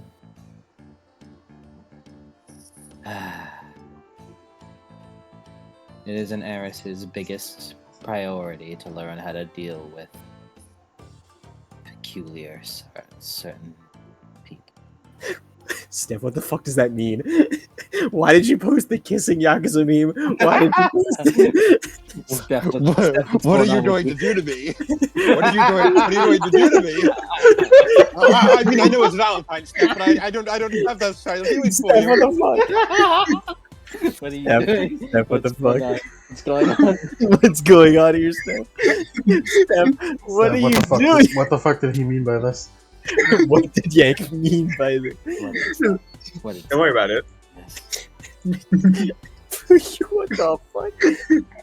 You know, it's times like these that I'd love to have a team like yours, Sadie. You really don't. As she continues reading and turns the page. Perhaps I don't. I'll protect you, A Lace. hard cut to charisma shenanigans. Thank you, Allie. Protect my purity. Say it like that. Listen, I'm the anti-Lace. If it gets too out of hand, this is what happens. That's. I don't like that as a threat. Leave my brother alone. Allie, protect me. Always The strange man is going to suck out my venom. It's like there's always a bigger fish. Azure gets bullied by Lace. Lace gets bullied by Steph. No, he gets fucking predated by Steph. Yeah. There's always a bigger fish. Steph is just like a predator, not a fucking, like a bully. I'm a warrior. I'm the Venom Warrior. Yeah. As the sun begins setting, as Team Jewel starts putting out various pieces of log wood, as you're just like, all right, bonfire on the beach. Just gotta wait for it to get darker. As Lily looks, Iris does have a bedtime though, so I have to leave. As Iris just sort of pouts, I don't want to go. Here, Lace sort of kneels down as he hands her a sandwich. One of Paul's special packed sandwiches. Seriously, they're the best in Beacon. Headphone man. As he, so she starts munching on It's Headphone Man from the grocery store. it. It's the coupon king. Oh my goodness.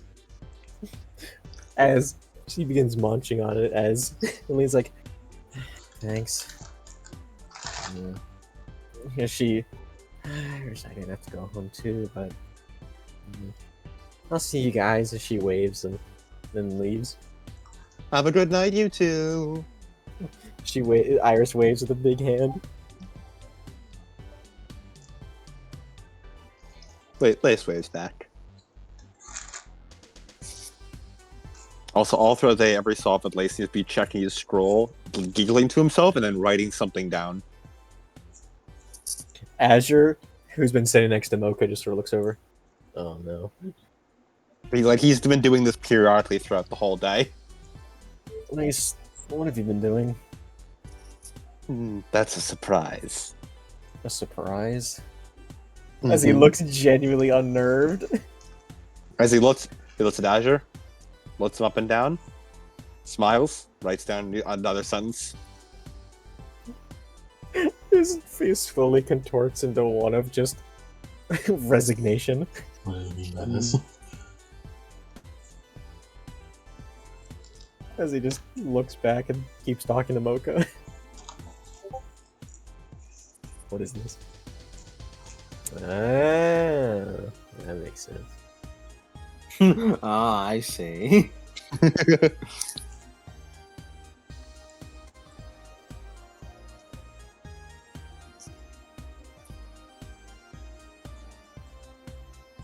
As Azure and Mocha are talking before, Mocha goes, "What?" As she stands up in a jolt. "What'd you just say?" As she points down to him. As he looks around, "Nothing, I didn't say anything." It's like, no, you said it was your birthday today. Hmm. And you didn't tell anybody? Yeah, I didn't want to make it a big deal.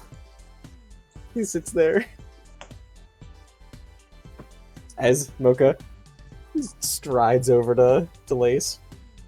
Hmm. Leave this little La- shit. Mm-hmm.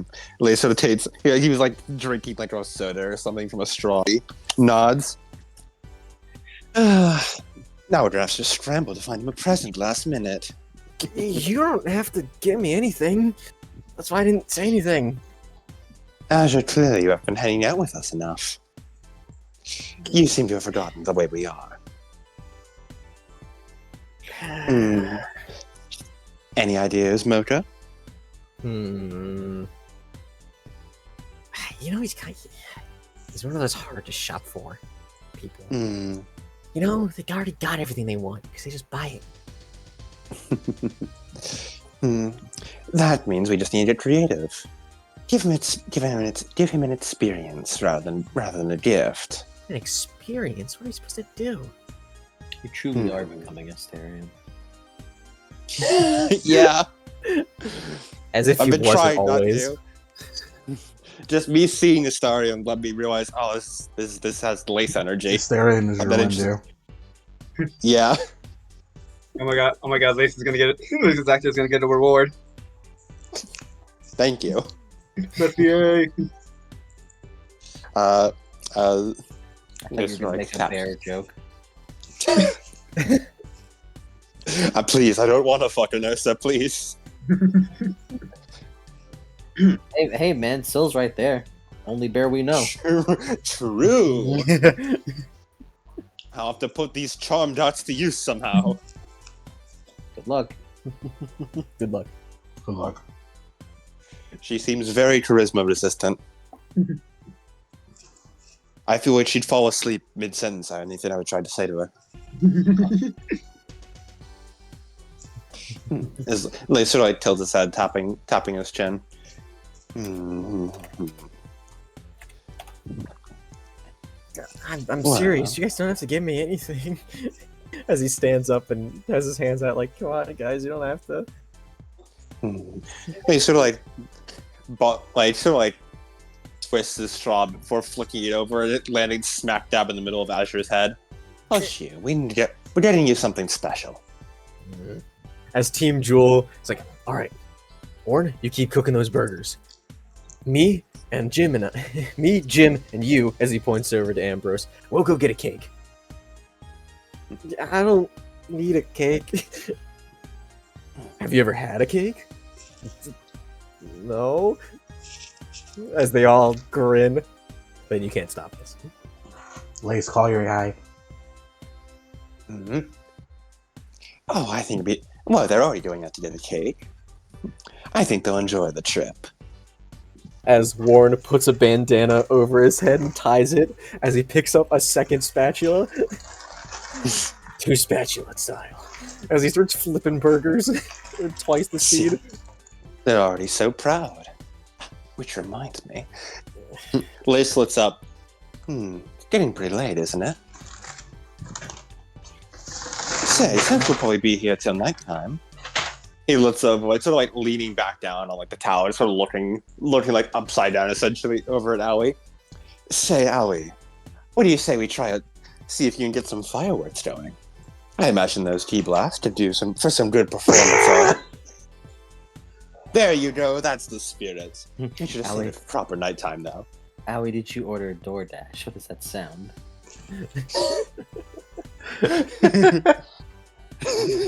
No, it's okay. She's just helping Warren unwrap more ingredients. More meat, more meat, more meat. More meat, more meat, more meat. To hell with our shopping budget. All of it. As he dumps the cooler onto the grill and a big They're gonna be puff stuck of with nothing ice. but ramen for 1 month.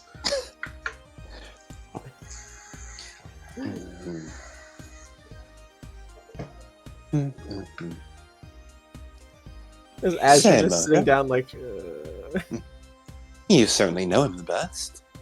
Any good ideas for an experience to give him? A night to remember?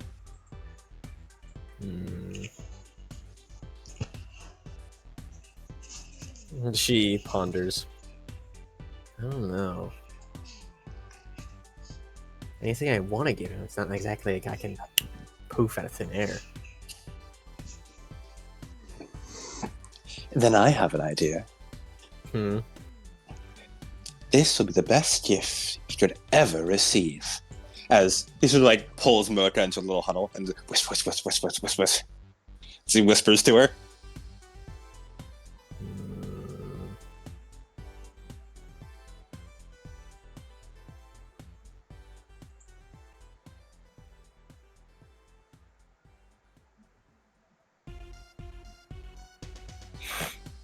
Hey, Steph, what do you think they're whispering about over there? I don't know. Let me eavesdrop on him. Overdrive hearing. What are they whispering about? As she goes, oh, thank Remnant. I thought you were gonna say something else. Oh, come on now. We know that needs to be an even more special night. Valentine's Day is coming up, isn't it, Mocha? You're talking about Valentine's Mocha Day. chop. He just got mocha chopped. That's a good move. But what do you think? I think it could use a little positive reinforcement. Yeah, you're right. Give him something like that. Yeah, that would do it some good. Hmm. Alright. Maybe you're not all bad. Of course I'm not. He like puts both fingers to his lips and does an over-exaggerated smile. Oh, come on. You look like that clown whenever you do that. Ugh. His sort of face immediately turns to disgust. Please don't compare me to him. Look, So I'm just being, truthful. Well then, as he sort of like turns around and pats her on the back, sort of pushing her forward, go be truthful over there. He sort of pats her towards Azure. Well, like now? I mean, when it gets darker, wait for the fireworks, for them to get back with the cake. You need to wait for the perfect moment. Perfect moment. Fireworks. Oh It's just like one of my Japanese animes. my god. Mr. All in Anime. And one of them's gonna confess, and the fireworks are gonna be too loud. Fireworks are gonna be too loud. And they're gonna- Owie, you need to up the level. You need to up the sound level. Put some sound dust in there. Alright. We can't let them understand what they're saying. We must preserve the will they, won't they? Like on one hand, it would be just like one of my Australian anime to make sure the fireworks are too loud. However, on the other hand, I hate 100 chapters of Will They Won't They. This is a dilemma.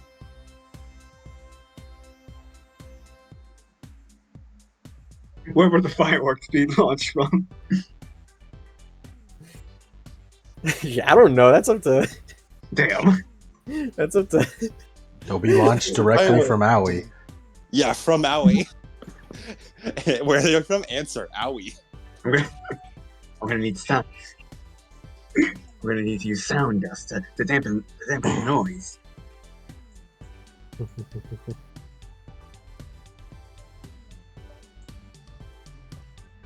Lace then just sort of chills back under an umbrella. Probably chatting with Steph, Paul, and Allie. Grease too, but Greymatch and Grease isn't really a chatter. No. She's too busy reading. No. She's not a yapper like the rest of us. Mm. Anybody else have anything they would like to do in the beach session before the final?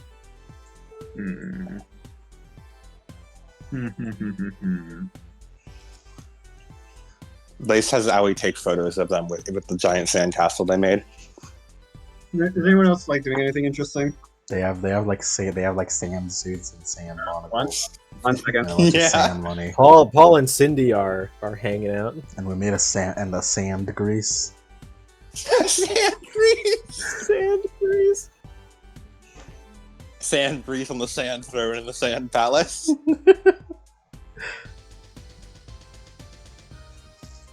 We asked Grease to take pictures of us with sand grease. Alright, sorry, I got interrupted. All good. Yeah. Any other thing you want to do? What was Grease thinking about sand grease? Jules making sand grease. I don't believe you got me accurate. What do you mean? I don't. It's the nose, Yeah. isn't it? No. Paul goes over. No, hold on. I know exactly what it is. He scribbles out the smiling face and makes it a frowning face. Oh my god, it's perfect. Oh, you could have at least let us dream. Yeah, I can't think of anything to approach.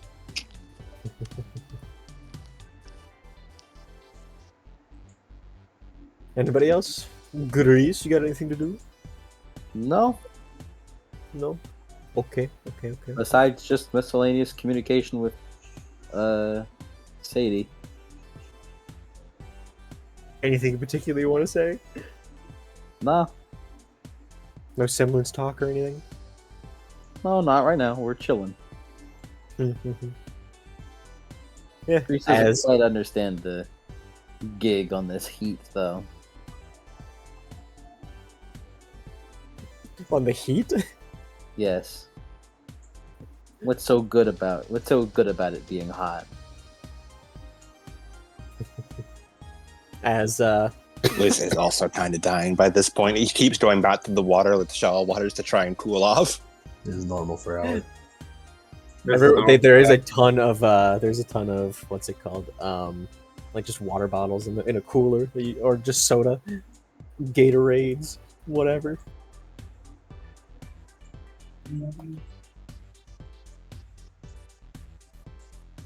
Get used to the heat. Get used to the heat, Lace. Yeah. Yeah. As Jim pipes up. Well, there is one thing we can look forward to. Accio in the summer is hot, yeah, but Don't remind me.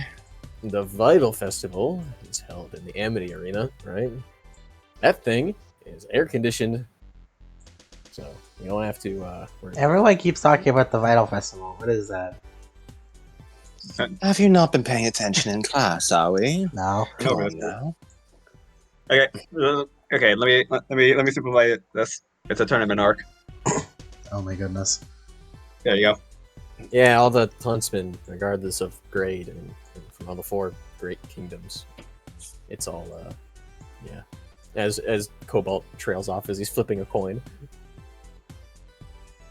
You're not Mark. You're not allowed to do that. Try to be Mark Reed. You're not. I did it before. Yeah, but Yeah, you're but I not- made it popular. But you're not him. Get the fuck out of Could here, never Mark. be me. Get the fuck out of here, Mark. Hey, man, you're not supposed to be here. Yeah, you're Mark. Lace sort of like twirls his finger in the air. I hope at the very least nothing happens to the AC there. I think I'd die of heat exhaustion before I even got into the ring. I'm pretty sure one of the great reasons why the Vital Festival was delayed from spring to summer was because of the AC. They're trying to, double it, make it better, make sure it doesn't fail. If it Thank fails, the Venta. because if it fails, yeah, the Vital Festival's over. We'd be cooked. We could have just fought shirtless. I'm pretty sure that thing's televised. I don't know about you, but I don't think you going topless on live TV is exactly great for Beacon's reputation. I feel like any of the Alice teams would die instantly in the heat. Yeah, it's an uneven playing field. I mean, one of the Vital Festival, arrangements, like the whole thing has like a changing arrangement, different terrains. One of them slightly amps up the heat. It's a desert. It's meant to be hot.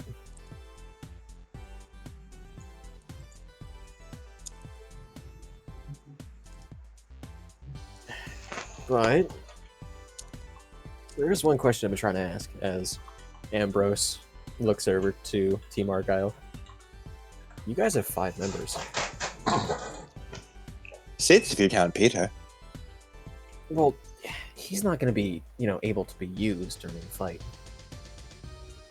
But it's supposed to be 4-on-4 teams. Yeah, like one of us will probably have to sit out. Maybe we should Yeah, ask. but- Maybe we should ask that guy who came and stole the cozy fantasy. I feel like he'd know the answer. Mr. Groucho Marx. That's right. I mean, I guess we can ask whenever we get back. Where is he? I'm sure he's hanging around somewhere at Beacon. Well, regardless, Paul just sort of says, one of us is going to have to, I guess, sit on the sidelines. Hmm. Yeah. You sure? I mean, that's the rules, right? Hmm. Do you want to go?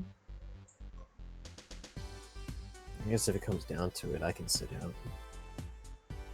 You sure? As he just he scratches the back of his head. Yeah, I don't really even have a weapon right now, so he shrugs. Feels weird to fight without all of our members. Yeah. He is right though. Paul and I's training hasn't gone over hand to hand yet.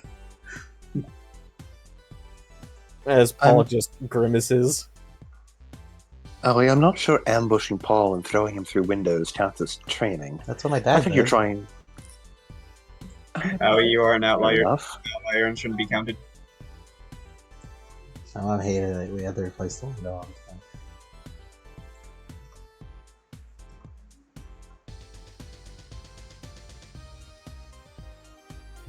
As the sun sets and it gets dark, as Team Jewel shows back up. Yo, we got the cake! Finally, we've been waiting for you. Did they bring a watermelon too? They did not. You didn't ask. Lace, get your guy. Well, if you insist.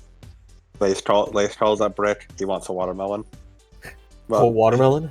How big? One watermelon, please. How big, Owie? Big as my head. About as big as Owie.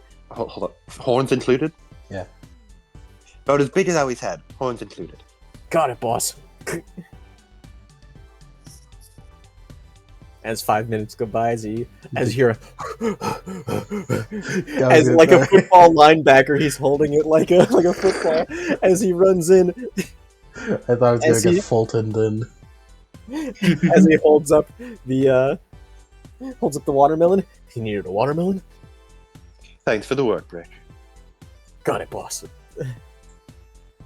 As he runs off again. One watermelon for you. Perfect. Why'd Now you need a we just- watermelon? We just need to blindfold everyone and then just take turns trying to get rid of it. So Lace tilts his head. That's new. Is it? Paul's like, aren't you supposed to do that with the pinata? No, but like the watermelon has a bunch of like juice in it, so it explodes like your enemies. Lace sort of like grimaces a bit.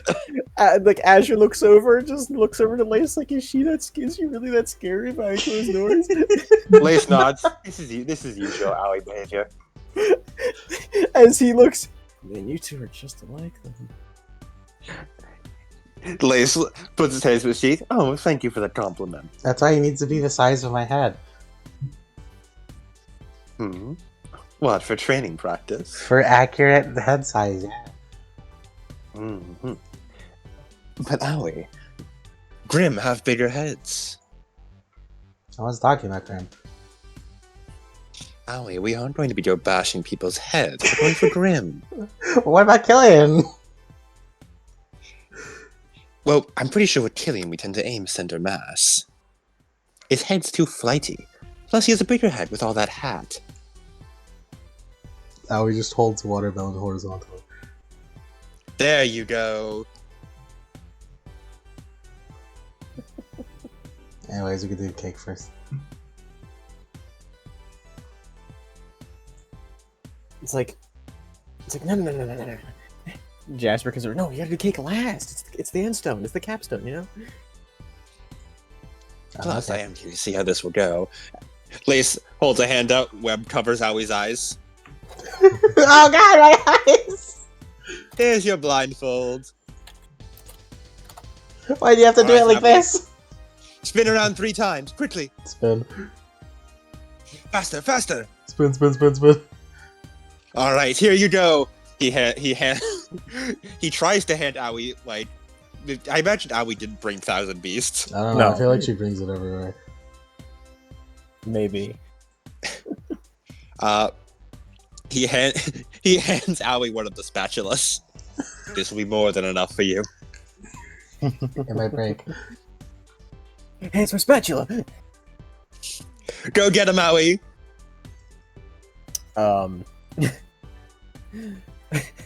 Roll 1d10. Alright. That's 41. That's not the correct amount. No. I got a 1. Oh wait, I rolled plus 10, but I got a 1. You got a 1? I got a 1. Hey, Lace. I should have expected this. I'm gonna I suppose chop. this is I'm my gonna karma. chop off his cyber arm. No, take 3 aura damage directly to the No. stomach. It's just like Mojo. Punch the solar plexus. It's like something doubles over. Oh, so that's what it feels like to be a watermelon. There was no satisfying crunch. There's no crunch. No, there was a crunch. There was definitely a crunch. Hey, Owie, maybe we should take that away from you. When Azure's like What's that? slowly approaching. Yeah, Azure ducks out of the way as you're spinning around.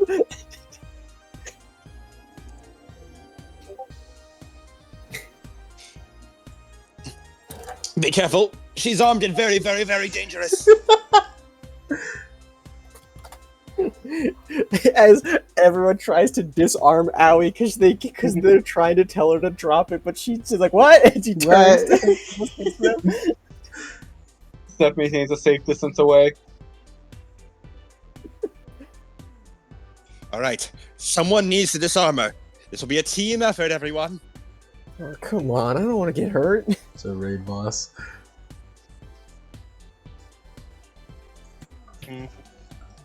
Reese, Hold can you on. please Twilight Zone her? Do we have any? Leftover meat? Hold on. Hold on, as he holds up a burger. Wait, hold on. I think I got an idea.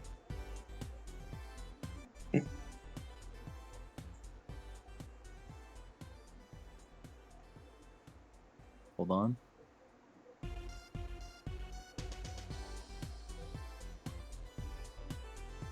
Was it this one? Hold on, guys. Holding on. I'm holding on to the spatula tight. Alright, guys.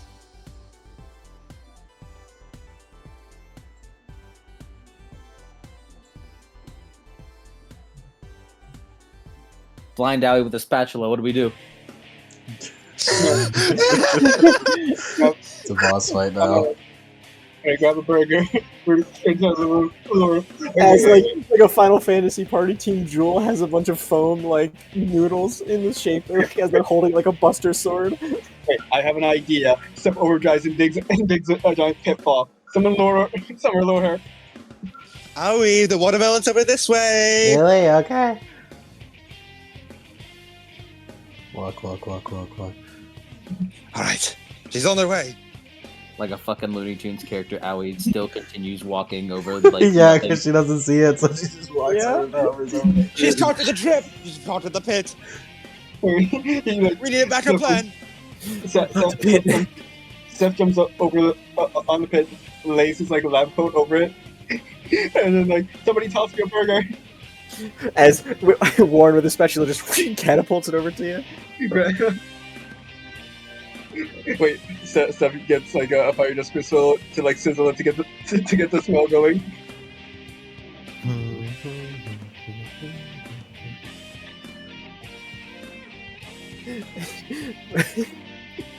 So what's your plan? I'm like Steph's gonna use like a fire dust crystal to like start grilling, to start like impromptu grilling the meat, so it causes a smell. It's already a complete burger. Amen. Get more juice out of it. Need more juice out of it. Water dust crystal. What? Wait, water and fire. That's to smoke it. That is Owie. that is not smoking it, that's steaming it. That's steamed hams! Steamed hams. Owie, You know, you smell it. recipe. Steamed hams. Steamed hams. They go to the Yep. direction of the steamed She hams. changes her course like Zora Magdaros. Where's my Oni needer? It's a quick silver family recipe. Alright. And now while she's busy devouring the steamed hams.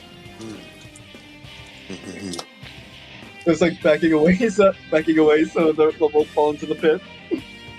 Grace is thinking to herself, why not just dissolve? Why not just stop concentrating on the web on her eyes?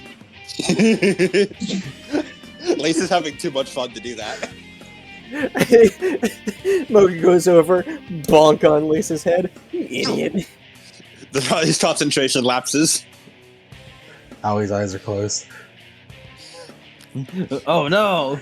Oh no, we've been foiled! Lace hops up in joy again. Jim goes over, pounding his fist together. Alright, it's time for me to do what I do best. He gets in a wrestling stance. Be careful, that's the protege of the Purple Oni! Wrong Oni. Red Oni. Wrong Oni? Red Oni? It was Red Oni, wasn't It's Red Oni. Yeah, it? That's the protege of the Red Oni! I know. That's why I gotta do it. It's like As he goes over and he's gonna attempt to wrestle it out of her hands. so it's like backing away over the pit.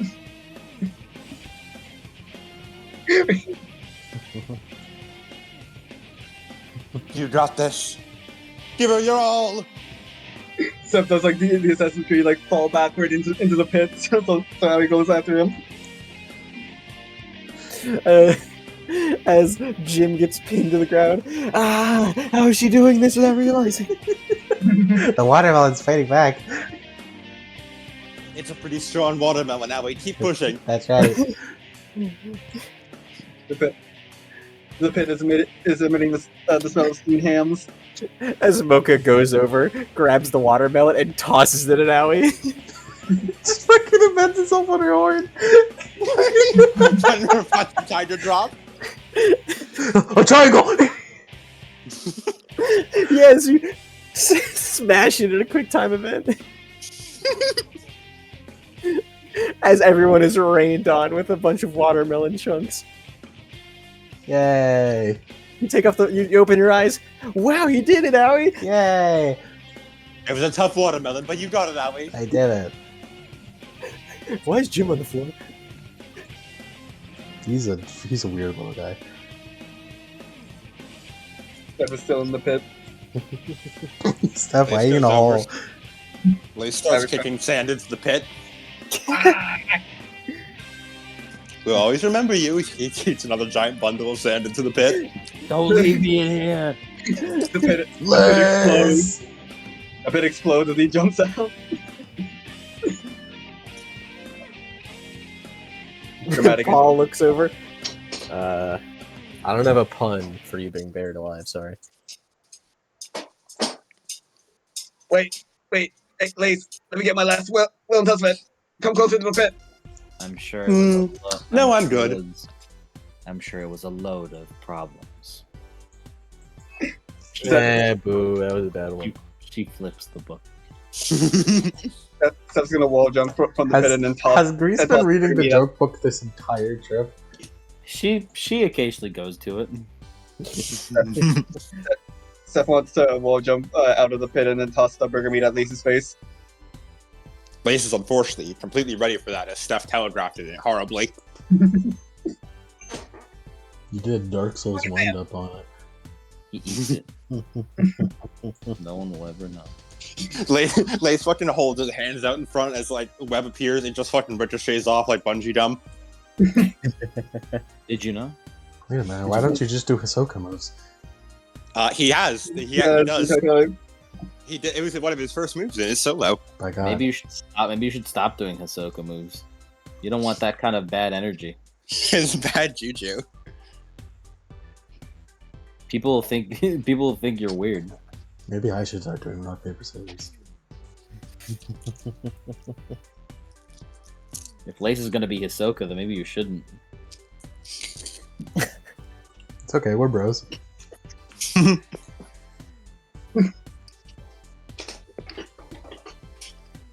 All right. Anything else anybody wants to do? Nope. No, we're good. I don't know how to approach anyone else, so. As Mocha eventually takes Azure off to the side, and they have their chat off screen, away from prying eyes. What if Lace and Aoi went and Snick suck up on the side, though? Lace would be totally down for that.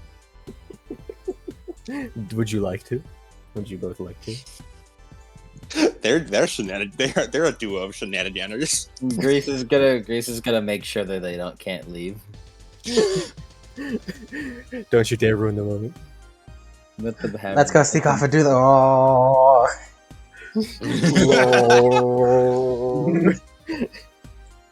I imagine it's like a still frame of Gojo and the Star Plasm vessel where they're just halfway through their stride. Can't say that they're at the beach. As eventually they come back. Mocha looks embarrassed. Azure looks pretty pleased. Except those things himself. Did they say it? Isn't it a monologue? As they Lace have the looks smart. cake. As they have the cake. And there are 18 candles. As Azure sits down in front of it. That Never looks sound. had a birthday cake.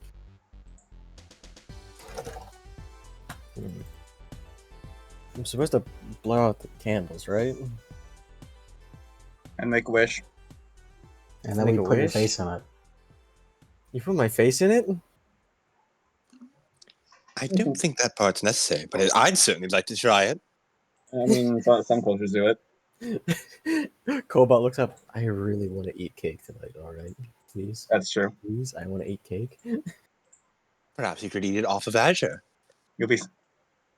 He gets a sour expression. No. We could lick it off his face. It'd be No, delicious. Please don't. like Steph holds up his hand. What kind of cake is it? I don't know. What is it? Grace makes sure to stand next to Azure so that no one can stand next to him and try to fucking put his head in it. So, I feel like both Lace and Aoi are trying it. Yes. Fucking Grease is playing a fucking mini game to keep the two of them away. Thanks, Grace. Appreciate it. At least really would lick it off my face, wouldn't he? I'm not one for wasting food.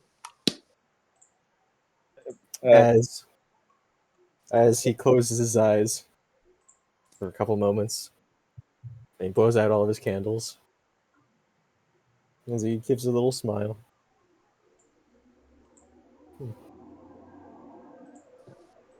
As then he grabs a piece of cake and starts eating. I've A seen little enough. smile I'm on his satisfied. face. Hopefully it'll come true then. Yeah. Whatever it is. Oh, you guys want to know the wish? No. Actually, no.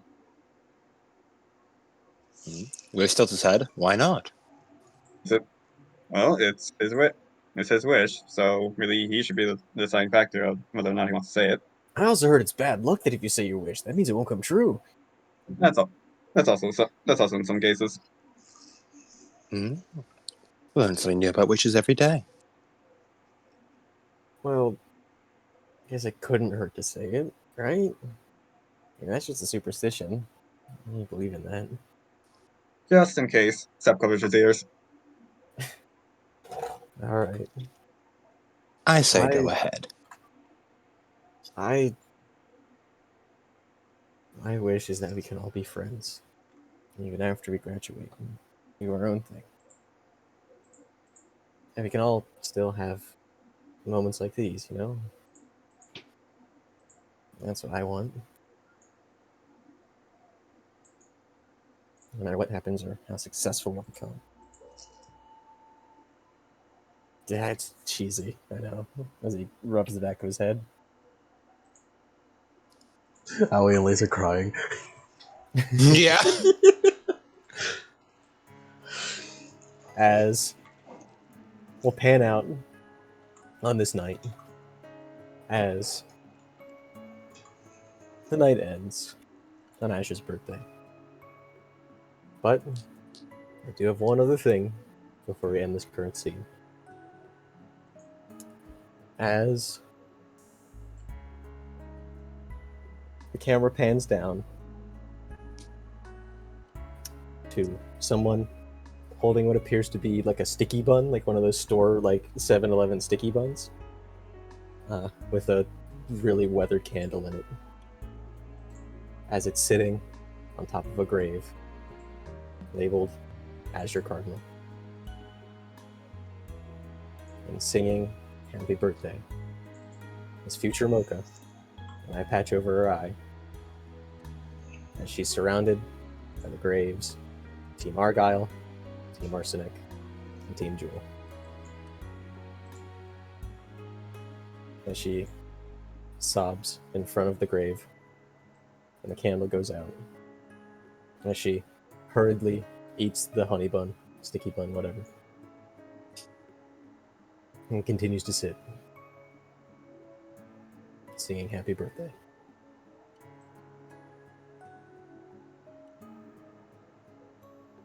And that is where that scene ends. That's a bummer. Guys, I didn't kill her. I didn't kill her. My conscience is clear. And not that you know. Not that I know. I'm still upset about it. I still think I killed her. Cody seeking future Mocha sadness at the last minute. Yeah. My guard was down. As the night ends there,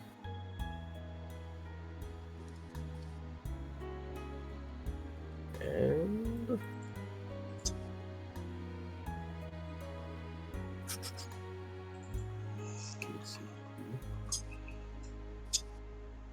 Yeah.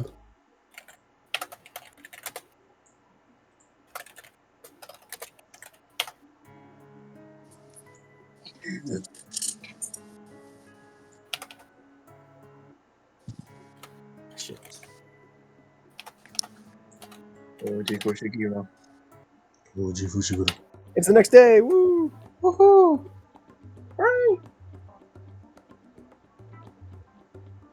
You guys are in your dorms. Aoi Although, is sunburnt. sunburnt Owie. She like licked off all the fucking sunscreen. He licked all of it off. So she also has a tummy ache.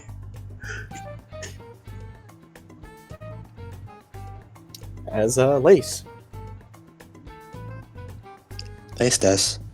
you get a message from Mr. Jonathan Hayes. Oh boy. He says, something important has happened. I want you to come up to my office. You can bring your team if you want. Don't really care. You guys already know too much. Places me, I feel smug. Then my work is justified.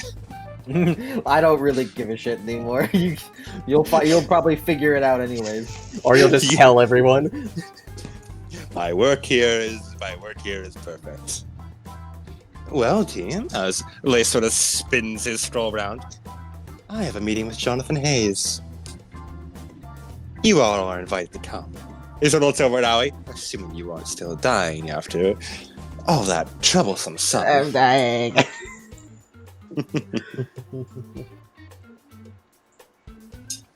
I have a feeling I know what this is about, too.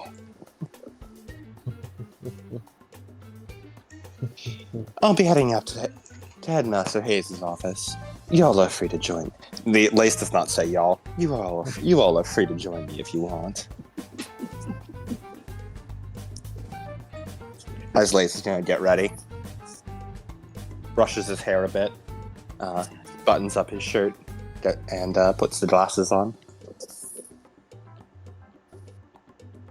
I suppose I'll attend. I'd love to come, but I'm still working on the weapon. And Paul shrugs. I wish you luck with that. Yeah, I'm trying.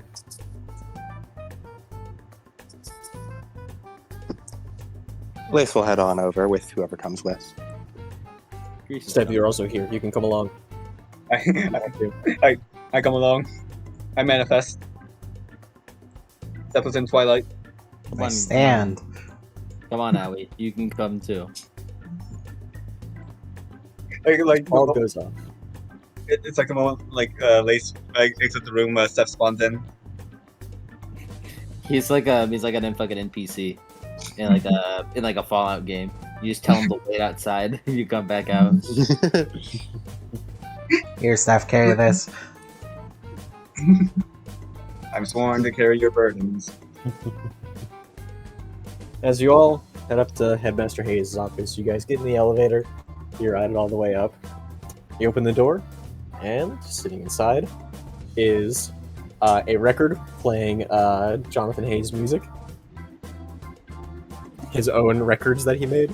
There's Jonathan Hayes sitting at his big desk. There is Mina, the Grim teacher, standing off to the side. And there's also Cobalt from Team Arsenic sitting in one of the chairs. Lace sort of mutters, well, I expected the first two of you, but Cobalt, you're quite the surprise to see here. He waves.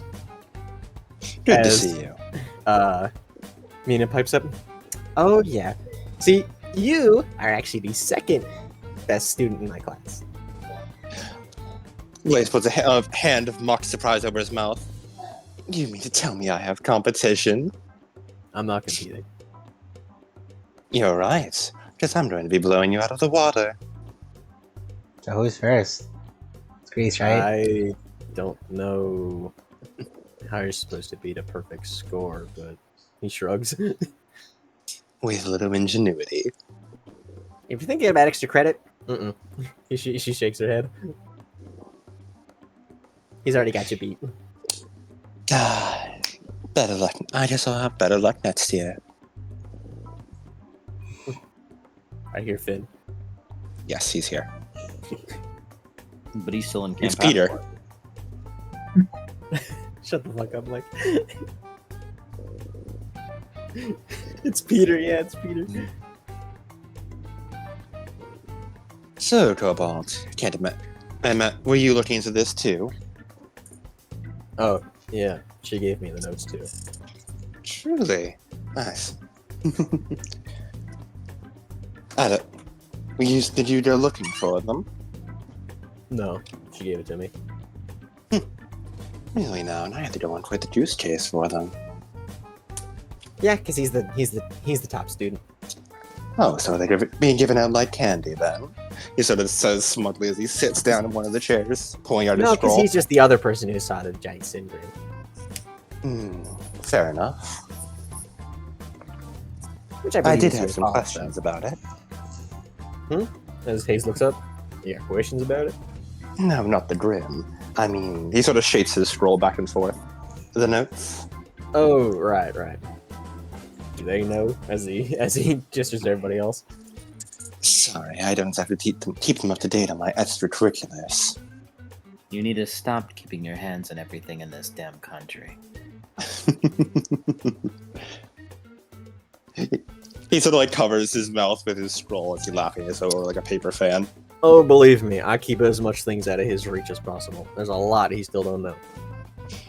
And that's why I'm here, to rectify a bit of that. For example, these documents are still classified. Not supposed to be given out to the public. Well, I can't imagine the people in here technically count as public anymore. What exactly are we here for? A little lecture on grim biology. Alright, so there was a student a couple years before you guys. Miles Upshur. Yeah, and Blake Langerman. You know him as the tech support, IT, and all the mission board kind of stuff.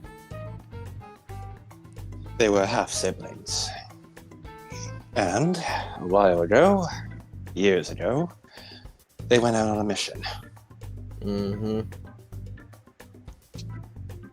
And Miles never returned. But he did leave some juicy information. That he did, in his last will and testament, so to speak. Speaking of, one thing I want to get cleared straight. The team he was sent with, still redacted, but they were first years then and third years now. People who can teleport and one who had a pile bunker. I can't.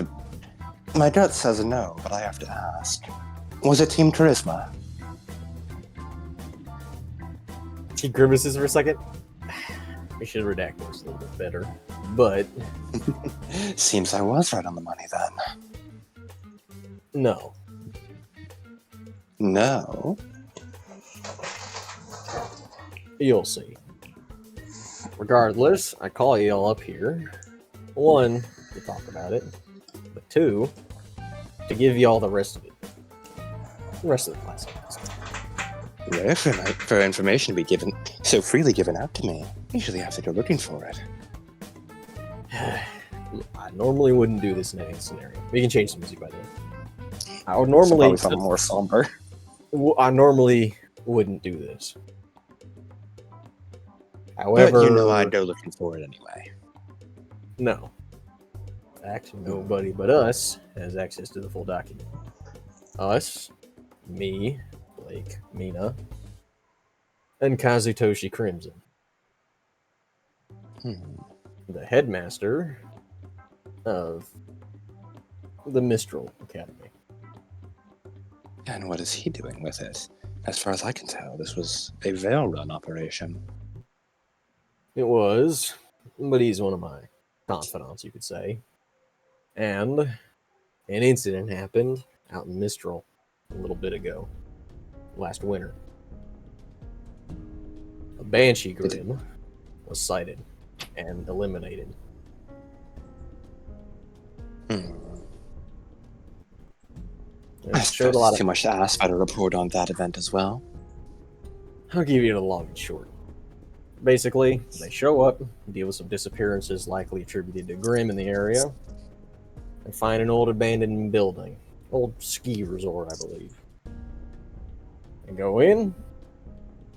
Whole mansion, or whatever you want to call it, goes haywire. Banshee Grim was pulling the strings the entire time.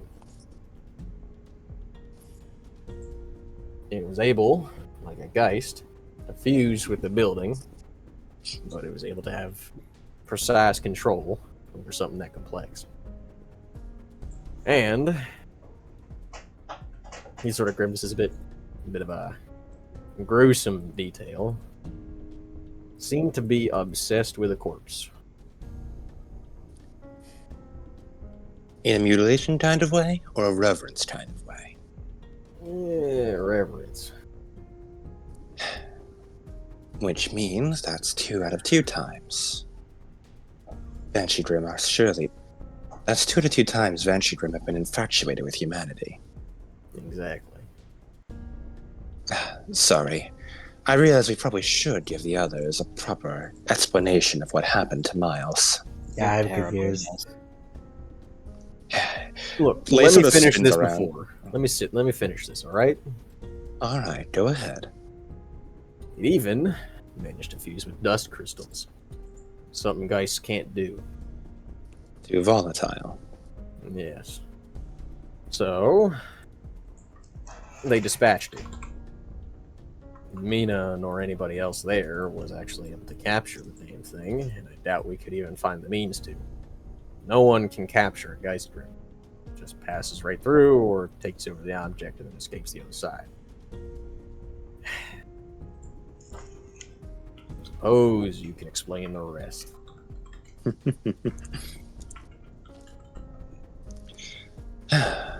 That all for this Mistralian team? Yep. No casualties, other than the corpse. Couple grave injuries, but that's about it. Lay spins around to face the rest of Argyle. While we've been on break, I've been doing a bit of research myself. Never been one to sit still. I've been trying to look into Grim and the psychology of them. Grim aren't just mindless beasts. There have been reports of rather disturbing activity. Most notably regarding a certain kind of Grim, the Banshee Grim. I found out that a certain other student, one who's been very interested in Grim beforehand, did a similar research. Him and I actually wound up coming to independently same conclusions on certain aspects of what Grim feed on and research into Grim, but that's a whole other story. Yeah. The student's name was Miles Upshur. Cobalt butts in. It is to be noted that Grim do have a sense of intelligence. Not stupid. Especially Elder Grim. Exactly. They usually, or Goliaths, usually. They have a long time. They usually avoid human contact. And that's what I wanted to look into. The important part is this kid's name was Miles Upshur. As stated before, the half-brother of Blake. The one who works the IT department now. He looks over at Hayes 3 years ago? Somewhere around there. Or 2 years ago, rather, given that the first-year team then is third years now, right? Yeah, 3 or 4. You'll see. Anyway, Miles and Blake, along with a team whose name has been redacted, went out to a very old place in Vale called Garthensvale, a mid-sized village in the wilds of Western Vale. During the Great Remnant War, it was abandoned and been a hive for grim activity ever since. They went in there for... should have been just a routine thing, going out to research something. I believe researching the Banshee Grim there? Hayes nods. Hmm. Mina had Miles. found Banshee sightings in the area. So, she was preoccupied. So we sent that team out. Confident that they would be enough. It lasted 4 days for them, 5 for Miles. Day 1 was uneventful. Day 2, it started to get wrong. Miles heard whispering in his sleep. A language unlike any he had heard on Remnant, but one he understood. The Banshee Grim was speaking to him in his sleep, trying to talk to him, tell him things. I put Banshee Grim in quotations here as... Well, we'll get to that. They talked about a lot of odd things to him. A lot of esoteric concepts. Death, life, darkness. And Miles himself. The team that he was with started getting more and more anxious. And one of the team members, who I suspect to be our scroll-using friend from our combat match, left a bunch of scrolls around the city to spy with. They believed the Banshee was just an advanced Geist, one that could essentially bypass usual Geist restrictions and go a lot farther. Something proven apparently true by this Mistrongian team's report.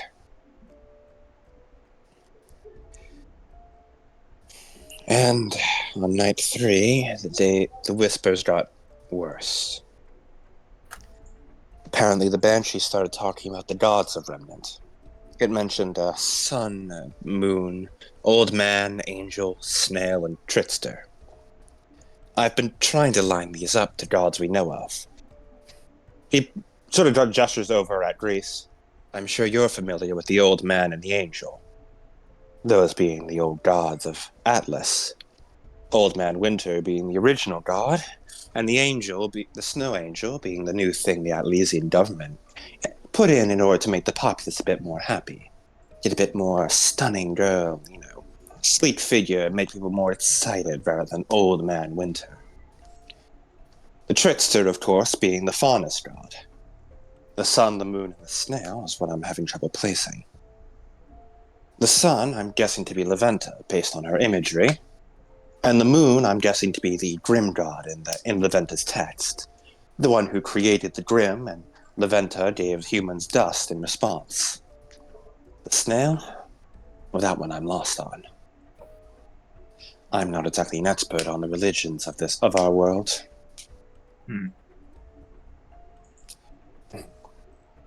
He looks over at Cobalt. I don't suppose you have any ideas. He shakes his head. I'm not history. I'm just grim.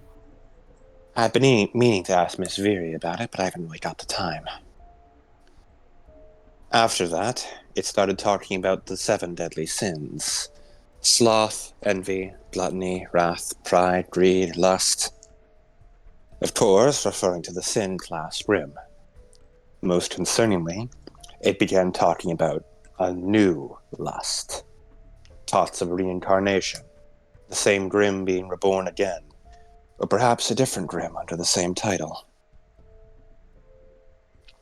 None has been ever confirmed. That lust grim that was taken out during the war is currently decomposing beneath our feet. It's the only sin class grim that's ever been found. At least that any of us in this room know about.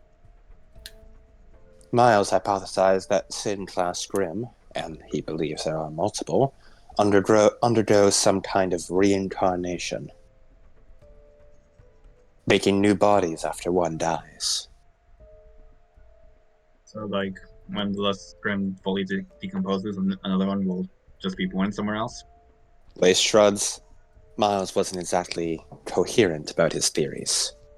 No, but Cobalt pipes up. He said it already talked about a new lust, as if it was already in motion. Maybe it doesn't need to decompose. Perhaps the death was all that was needed. He shrugs. Apparently, the sin class Grim being immortal and reincarnating was our dear teacher Mina's theory. He pokes his head over at Mina. What was that you cut out for me for a second? Apparently, the idea of sin class Grim reincarnating is our dear teacher Mina's theory. Me and Miles used to talk about it a couple times, but general gist of it is, if Grim are influenced by emotions, 7 deadly sins of all of remnant kind don't go away. And if you get rid of emotions like that, well, you wouldn't have any remnant. But they gotta collect somewhere, right? Lace nods. After he woke up, he had one of the team members, redacted on who, take a trip back to Beacon using your semblance. Once again, I hypothesized this was our dear scroll friend teleporting in some manner. And apparently, Team Redacted was rather on edge. And apparently, they're rather cursed in some nature. They must have had a pretty bad rap back then. But the most important part is one last part of the dream. The Banshee Grim was talking to him, specifically. It was very specific. Specifically, it referred to Miles as the Usurper. Sure. And that's not a good sign when it comes to Grim. Grim talking alone is already a bad deal. One of them worshipping you as a usurper, even worse. This Grim had enough sentience to not only speak, but consider itself a preacher of sorts. One who was preaching the values of Miles, the usurper. It is to be noted, no other Grim has shown this level of intelligence or even capability to communicate. Banshees, on the report that we have, they could do some sort of communication. More of a, like an animal's warning of get away. Like a rattlesnake. You know. But nothing on the level of directly communicating with humans, especially not on the form of a dream. No. One thing that was indeed struck from the record, because it was forgotten until after the fact. Miles didn't write this down, but we did. No one else could hear these whispers. Not a peep. Well, that much I could certainly assume. There would have been a lot more panic amongst the team if they could. And I can't imagine this creature would go around to anyone but its precious usurper.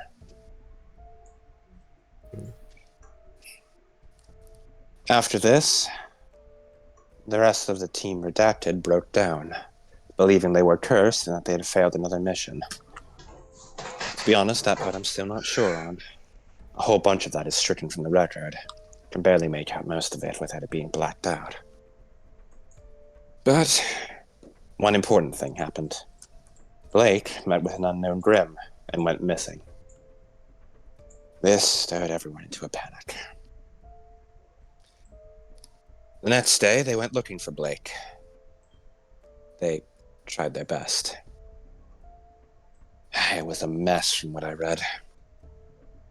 They found him, and Miles started hearing the whispers when he was awake in addition to when he was asleep. Whispers were apparently getting louder and louder, and he let the whispers lead him to where Blake was, bringing Team Redacted with him. It was in the basement of the old mayor's manor, still closed. Apparently, the Banshee Grim was able to operate complex machinery. Most Geist Grim can only move basic rocks or rubble. Maybe a few trees if they're lucky. This was operating machinery, electronics, potentially even reactivating a backup generator. We can only be thankful the CCT wasn't able to reach that place. Otherwise, well, I don't think any of us want to imagine a Banshee getting into our internet. That has been a theory. We don't intend to test it. We want it to be tested. Then the person I expect to be Cindy pile bunted the door down. Or at the very least, someone with a pile bunter opened the door. Look, I'll just tell you. But I tell you this in confidence. Team Redacted, as he puts up figure quotes, was Team Curse. They're called Curse? But what? So I was correct then. That's why they were using redact. That's why you redacted what the adjective was. Team Curse, or the ones known previously as Team Curse.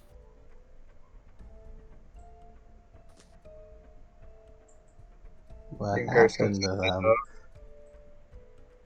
Team Curse had a reputation with the previous teams getting people hurt, getting killed.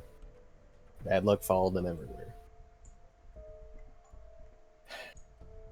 So, as the rest of the teams graduated, they begged me to change their name. And now, they don't go by that anymore. And they only do solo missions.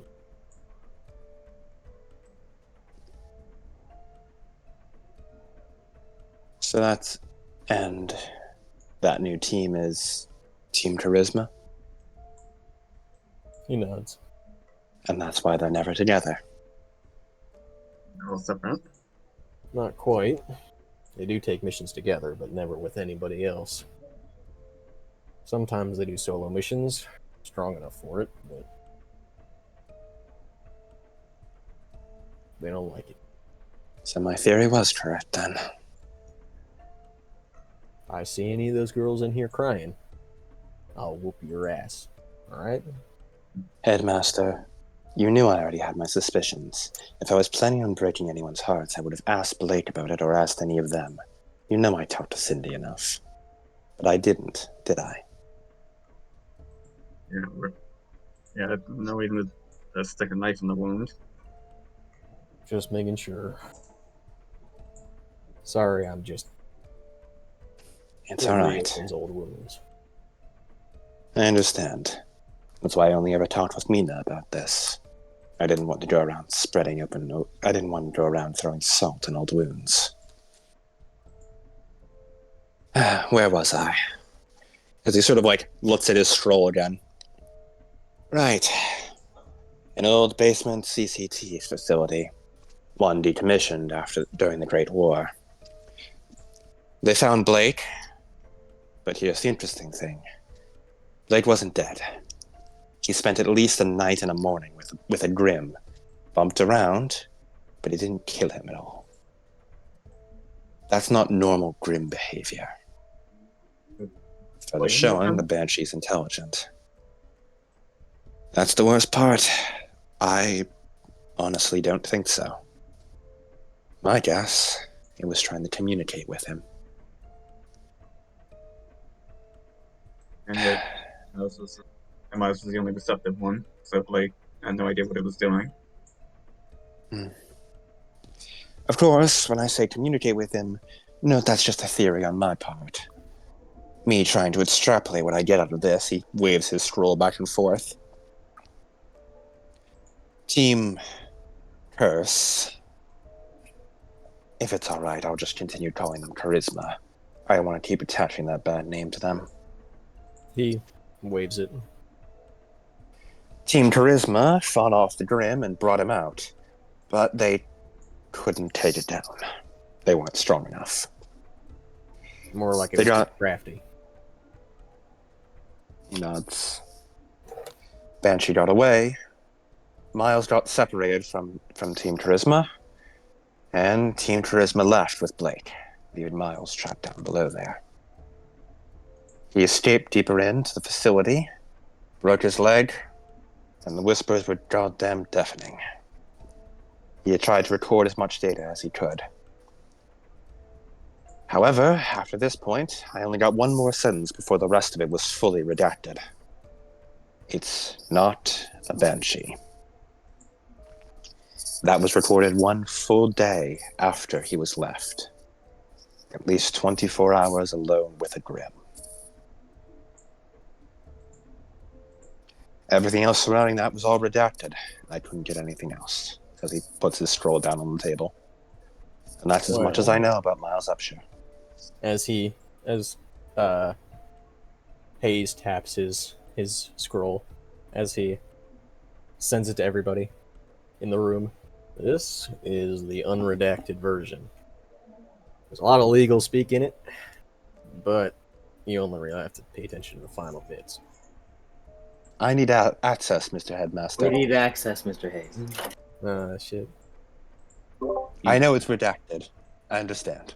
You see on the Google Doc, you need to put in like view permission, and you need to put in Yeah, everyone can view. It's right Then here. we can send it to all our friends. That's right. Alright, I'm back. Thank you, Mr. Headmaster. I should have been able to Just- do that. Just send a new link after you do How do I do that? that. Click share, Uh-huh. and then click viewer, and then click just anyone with link can view. Lynx, how did you even learn all of this? I told you, extracurriculars. He smiles. So that's what you were doing over break. I'm always quite busy. Not more days, huh? As Lay sort of mutters to himself, looking through it.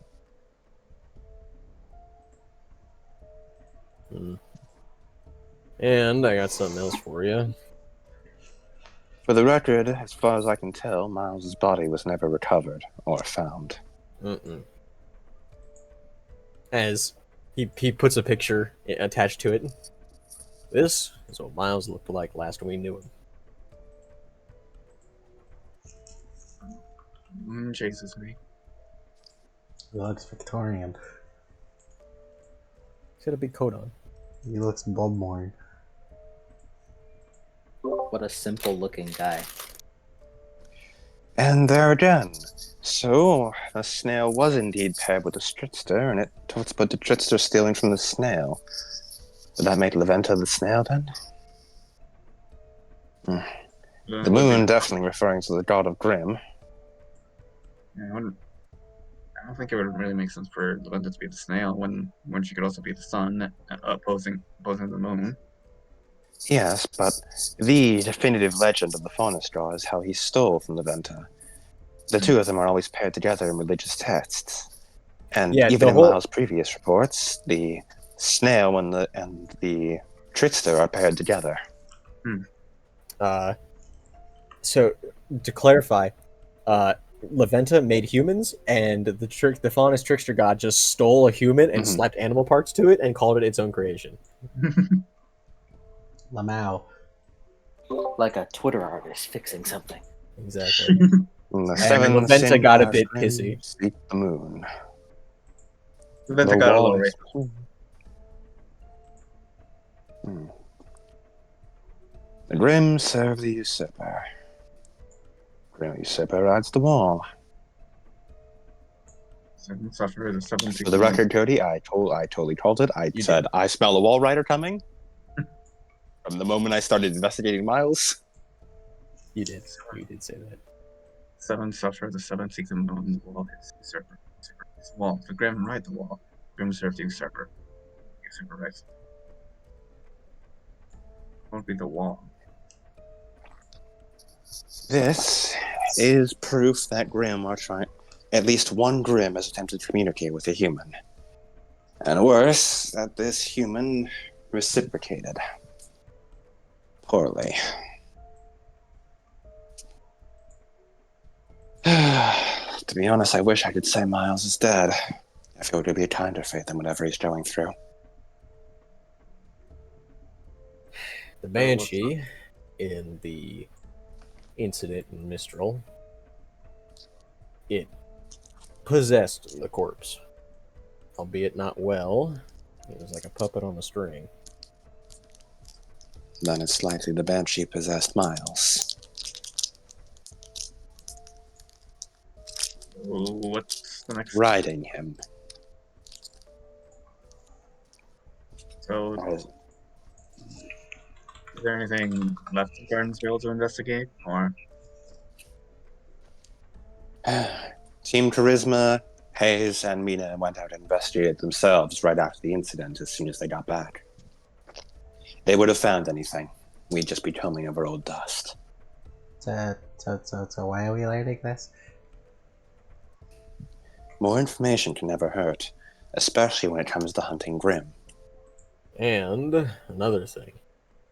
This is a separate incident by technicality, but the night after they dealt with that Banshee Grim, a Grim attacked another Grim. That's never happened before. Yeah. Never happened. Not once in history. I spent days discussing with Mina how that doesn't happen. Exactly. They noted bizarre, erratic behavior, pushing itself to the limit, general lack of cognitive ability. The wall that the Grim served the usurper. We don't You know if believe it's Miles was related. controlling it? We don't know if it's related, but Grim, that it's two erratic examples in the same place, a day apart. So, what I'm proposing, I send you all on an expedition with Mina out to Mistral. Hmm. You all investigate Grim in the area, see what's got them all riled up. Last time, it was that dream catcher or whatever. That's what was attracting Grim, the negative energy. And just the negative energy of Mountain Glen. As far as we know, no great tragedies have happened out there. Well, I think there's a second dream catcher out there. Or No, perhaps something else calling the Grim. might be something else. But there are a lot of pressing matters. So, during the fall, after the Vital Festival, that's when you'll be going on this expedition. It'll be a couple weeks, maybe even a month or two out there. So, you should enjoy your spring while it lasts. I guess enjoy Vital. Well, he And leans enjoy the back in his festival. chair, sort of half smile, like very tired eyes. Here I was doing another solo expedition. Then, apologies everyone, I didn't expect to drag you into all of this. No, they were all going to come too. I'm not going to send you out there alone. I don't like separating teams. I would have no. let him go out there alone. I go. You're more stupid than you'd look, yes. I just mean I was expecting to be spending my time here in Vale, sitting down reading over dusty old reports. Not the five of us heading out and exploring some new frontier. I think we all know you're not the type to just sit down and read paperwork all day. You know me so well. It's to be expected of our team at this point. Now, a couple things. You, Team Argyle, will be going right toward the heart of it, where everything is going down. It turns over to Cobalt. Cobalt, you and your team, you and Team Arsenic will be going out to another spot in Mistral, about a couple miles away. Team Jewel will also be going, but they're mostly just doing general patrol stuff, extra credits. Odd for us to be deploying in Mistral. You'd think they'd be sending Mistralians to do that. Well, Well- Mistralian teams, I should say. Kazutoshi's got another team on the case. They're looking into it as well, but he asked for some help. This is a large investigation. And if it gets us any closer to what happened to Miles, so be it. I guess I should pull up those old reports I've been sifting over of the old Grim cults. You could talk to Ms. Veery. I She think I does will. A lot of insight into old history. Because those Grim Miles. cults haven't been around since prehistory. Well, Viri and I talked a bit about how there's the occasional fringe idea, but wasn't there occasionally talk of just insane cultists here and there? Just, very small fringe groups of other insane people. If they are, they don't live long. Hasn't been much report. People do start worshipping Grim for some reason. They usually die quick. I do want to have a few more chats with Miss Viri. I was planning on doing it already, but, well, other plans started cropping up, and I had to make sure I had a nice proper outfit for the beach. I was going to ask Miss Viri already about all this sun and moon talk. She knows most about symbolism and all that. That she does. That she does.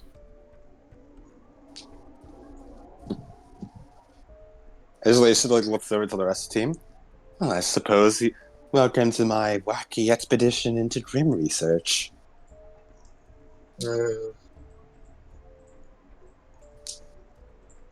At least you aren't committing more crimes. Oh, you wound me. Of course I'll be committing more crimes. Okay, that's a little bit. I mean currently. You say that in front of me? I don't sponsor these crimes, Lace. Of course you don't. The Spider Splatoon does. Mm-hmm. You'd You be know better how not- easily I could shut that down, Lace? But you won't. As long as you stay on your best behavior. Come on, Headmaster. Do you not remember how that we managed to put down a large-scale gang war going on, prevent a complete collapse of the defense wall, and solve a number of serial murders going on? I feel like we're pretty competent around here. What was the fake team name we used for that again? Agile. Agiles. Alright. Yeah, Team Agiles. Right. But taking government secrets, veil or otherwise, ain't permitted.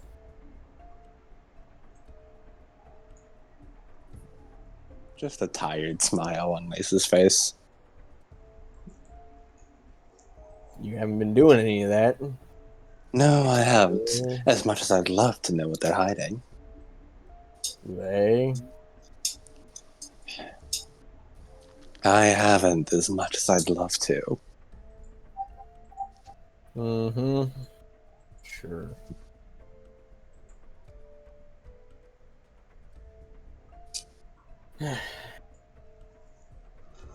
Regardless, that's all I need.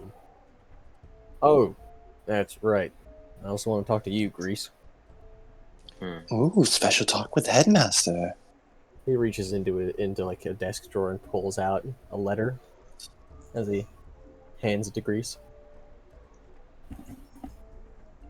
He takes it. It's Takes from someone pretty special. As you see your father as a ghost leering over your shoulder. Oh, I know that seal. This will certainly be interesting. Did Grease receive a love letter? That is A for sensing. Oh, it is almost Valentine's Day.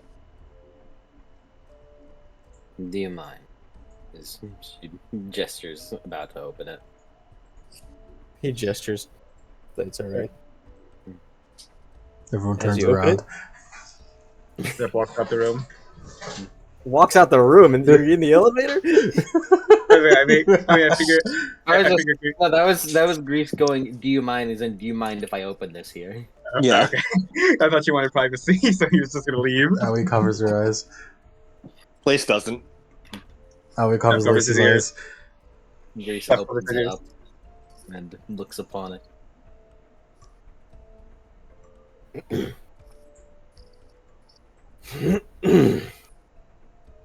And One more. this is a letter that really needs to clear his throat. One more for good measure.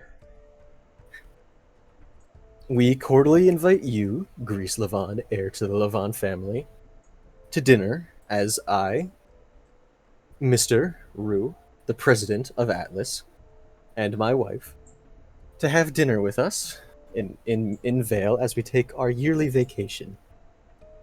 We would love to talk to you about your future and Beacon. Oh. It's like, please RSVP with this number.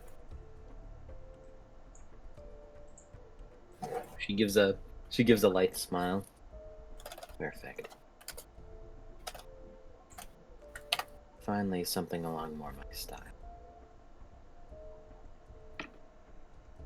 What is it? Her face goes back to normal. I've been invited to a dinner with Mr. and Mrs. Rue of Atlas. Oh. What's in Atlas? Yep, Oh, yeah. the president and the first lady. of Atlas. Ooh. Wow. Please tell me you get 4 +1s. No. I wouldn't Exception. invite you. I wouldn't invite you even if I could. Now, Oh. due to this, I want you to be on your best behavior. Are you referring to me? No, you should know this by now. I imagine. I wanted to be sure.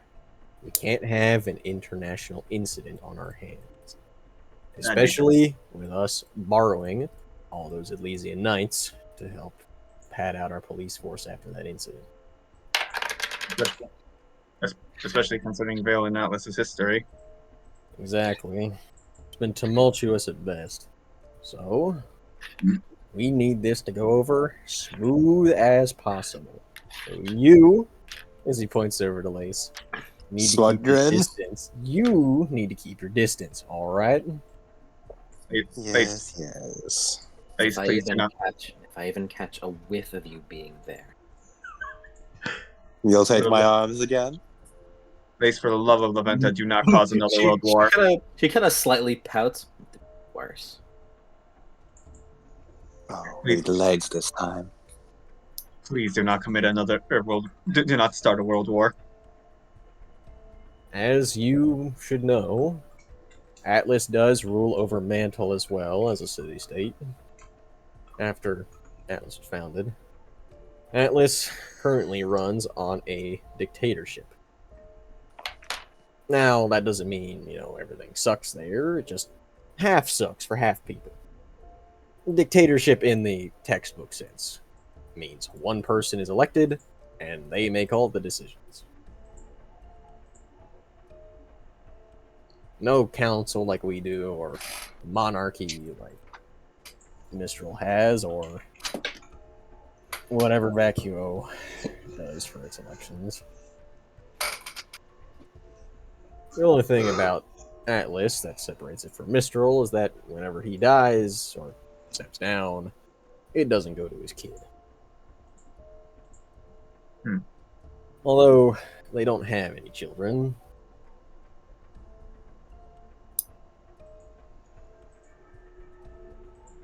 But I do want everybody to be on their best behavior. Are we going Especially to? you. No. Then why do we have to be well behaved? That's what Because I'm thinking. they'll be in Vale for a few days on vacation and for diplomatic hearings. So, you guys cause all the incidents in Vale. Or wherever incidents happen, you follow. We clean up incidents. I feel like they'd be happening with and without If us. something happens to us, we can't do any. We can't promise that nothing will happen to us. Exactly. Seriously, Headmaster, name one thing we actually started. The spider spittoon. Mm-hmm.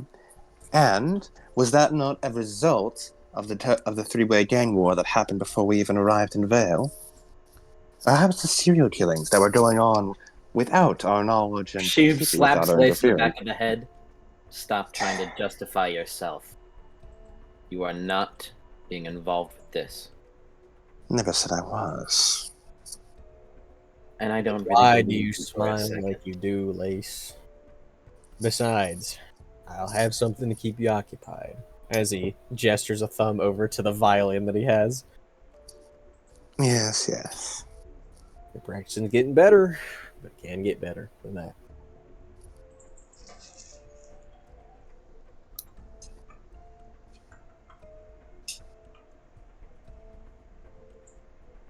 Now, Grease, you do understand that you being currently a student of Beacon does mean that you will hold some diplomatic sway. I understand completely. I'm not going to dictate to you what you should say, what you should bring up. That's for you to decide, and for me to trust you.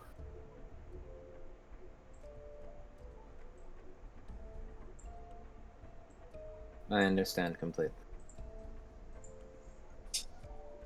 Right. Good, good. Thank you very much. I appreciate it, genuinely.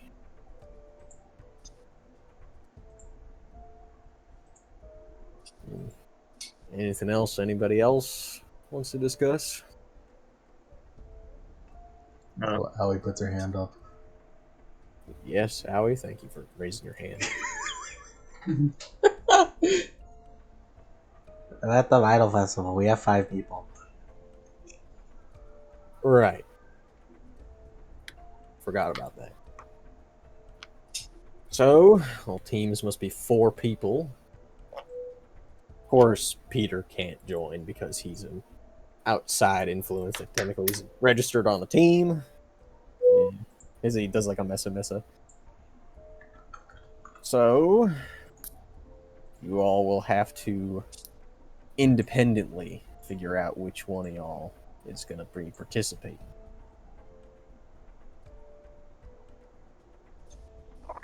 Does it have to be the same between every match? Yes.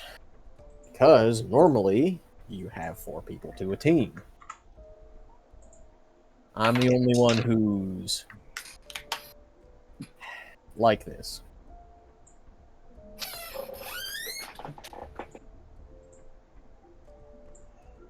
No one else really assigns extra people or takes in new students while the year is already through.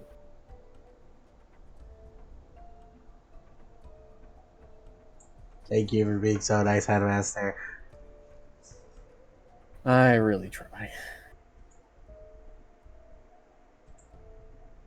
I like being the cool headmaster, though. You know, sunglasses and doing all things that the hip, cool kids do. You know.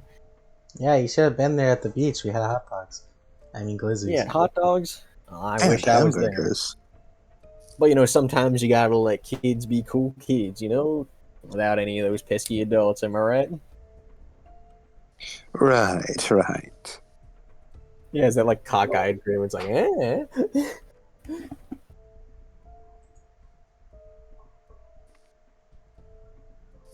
Well, anyways, you should all be going.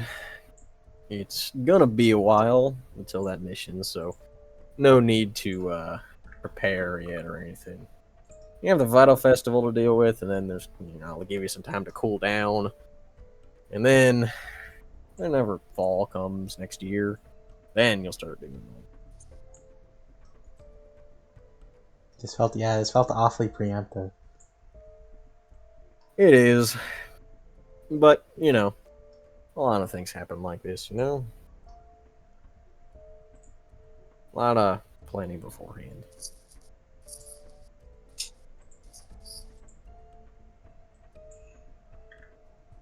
So is that it? What you say? So is that it? Yeah, that's it.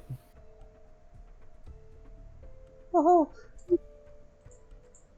Before I go, any luck on the request that I had? Still nothing. We heard maybe something about a strong unlicensed huntsman in Vacuo, but a lot of people in Vacuo are unlicensed. All right.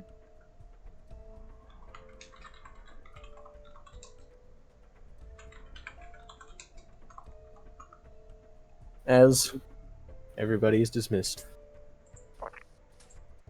And, Grease, as your father stands next to you as he's reading the letter over your shoulder. Whew. Ain't that something? Grease, I never really liked Mr. Rue. Always too stuck up. And him being a dictator isn't exactly ideal. But I suppose that's what Atlas wants. His wife is kind enough, though. Although, do keep your wits about you whenever you're speaking to him. She just nods to herself. Alright. I'll be there if you need help during the dinner. But I'll leave most of it to you. As he...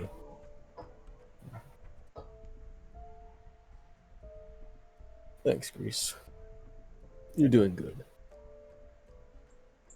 As he just fades.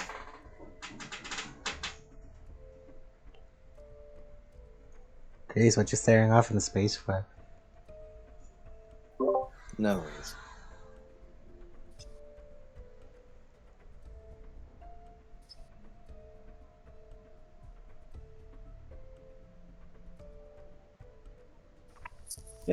Well, then I believe that's a meeting adjourned.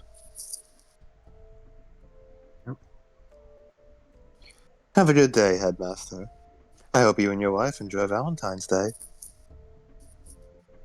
Oh, we will. It's in a couple days, so we'll be good. Maybe Valentine's Day is in a couple days. Yep. Don't you pay attention to the calendars? We had a conversation about this. I see. Well, I got to go. Well, I got to go do some shopping after work. Yep. So, there you have it. For context, next session will be the final session of the spring arc, as I'm intending.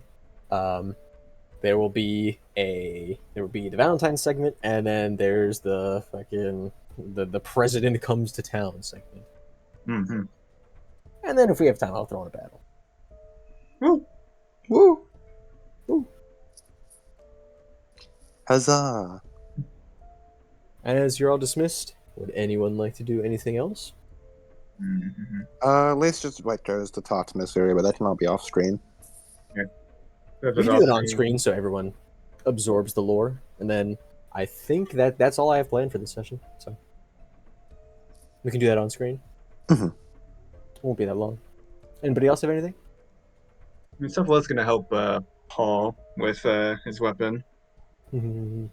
That can be something off screen because you can Yeah. help me design his new weapon.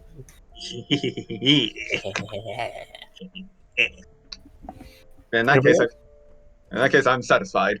Okay, Paul, I think you should put some hard light dust here and put some hard light dust right here. I think you should. Make it a lightsaber.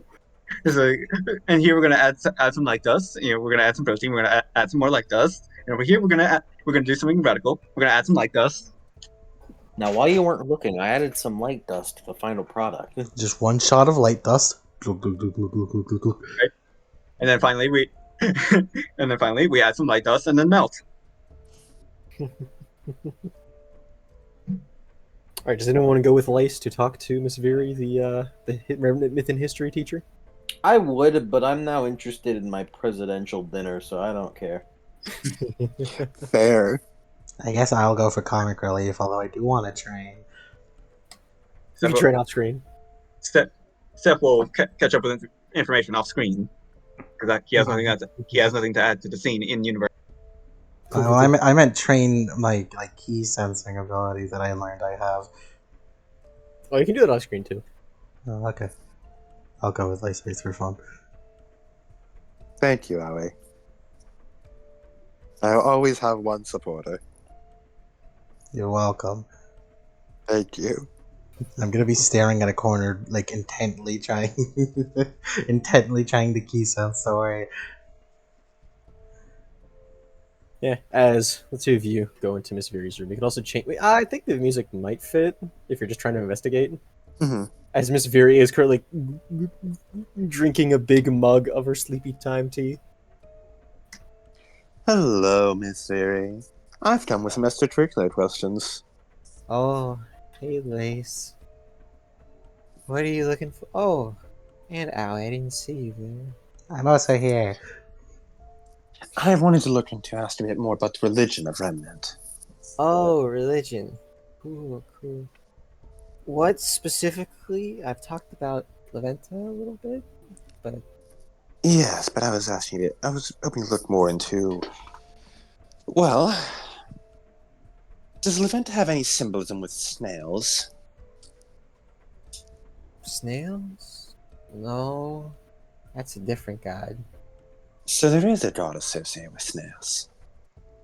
She nods. Can I ask a bit more about that god? So the only thing you really know about him is like a single myth written on like some clay tablets that we excavated from from Vacuo. So it's one of the only. It's like the only thing that ever lists the god.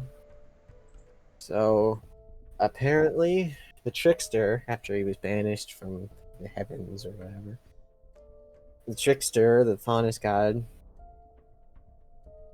it was a trickster deity and had a lot of folk tales that were passed along through traditions and certain fringe aspects of Remnant. The snail was also a trickster. No. The snail was one of his victims. I see. So basically, the faunus god had no place to live, so he went to the snail god, who is the god of something related to Earth. Some people think he represents the planet because it turns slowly. She shrugs, takes another sip. What we do know is that the trickster god of the faunus tricked the snail god, and after that, he took the shell off of his back and used it as his house. As he keeps wandering Remnant as a folk hero, he sometimes brings the protagonists back to his house, which is a giant snail shell. You know, It like wouldn't have to be shaped like a spiral, would it? Snails are shaped like spirals, Lace. Yes, but I mean, is it specifically described as... Never mind.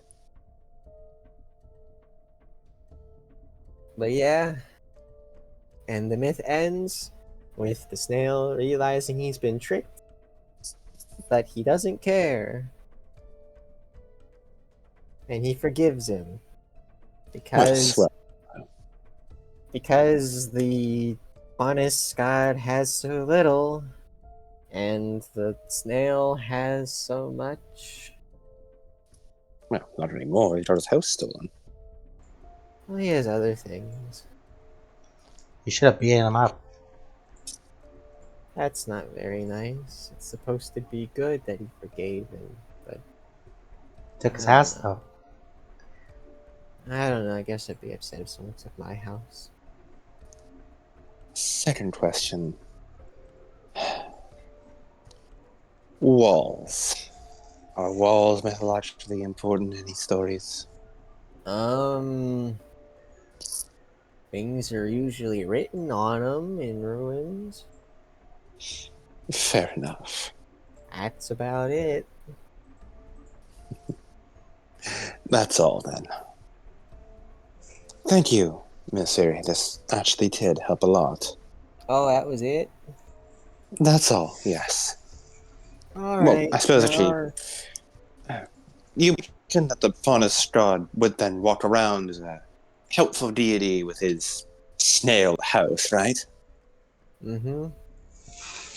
Are there any more thoughts of that? This snail house Well, being important? there's a couple things about him. Sometimes he's like an antagonist of the story. Not like evil, but just because he tries to play pranks and like trick other people because he thinks it's fun. But some other times he helps out people who are in need. He also... A lot of the protagonists are usually people who have a really cool quality. A lot of musicians. He likes music. Hey, I'm sure he would love Headmaster Hayes then. I don't know, maybe. She's like scratching her cheek as she's just trying to think. Mostly just wanders around. A lot of folk stories that change over the years. He said that one of them's that he's trying to find Laventa to say sorry, but can never find her because she's hidden. But she's up in the sky. She's the sun, right? There's a lot of sky though. There is a lot of sky, but the sun is so big. That it is. Oh, there's his relation with the two children. The boy and the girl? Yeah. Have you been reading ahead? Oh, little bits and pieces here. I can't help it but find history so interesting.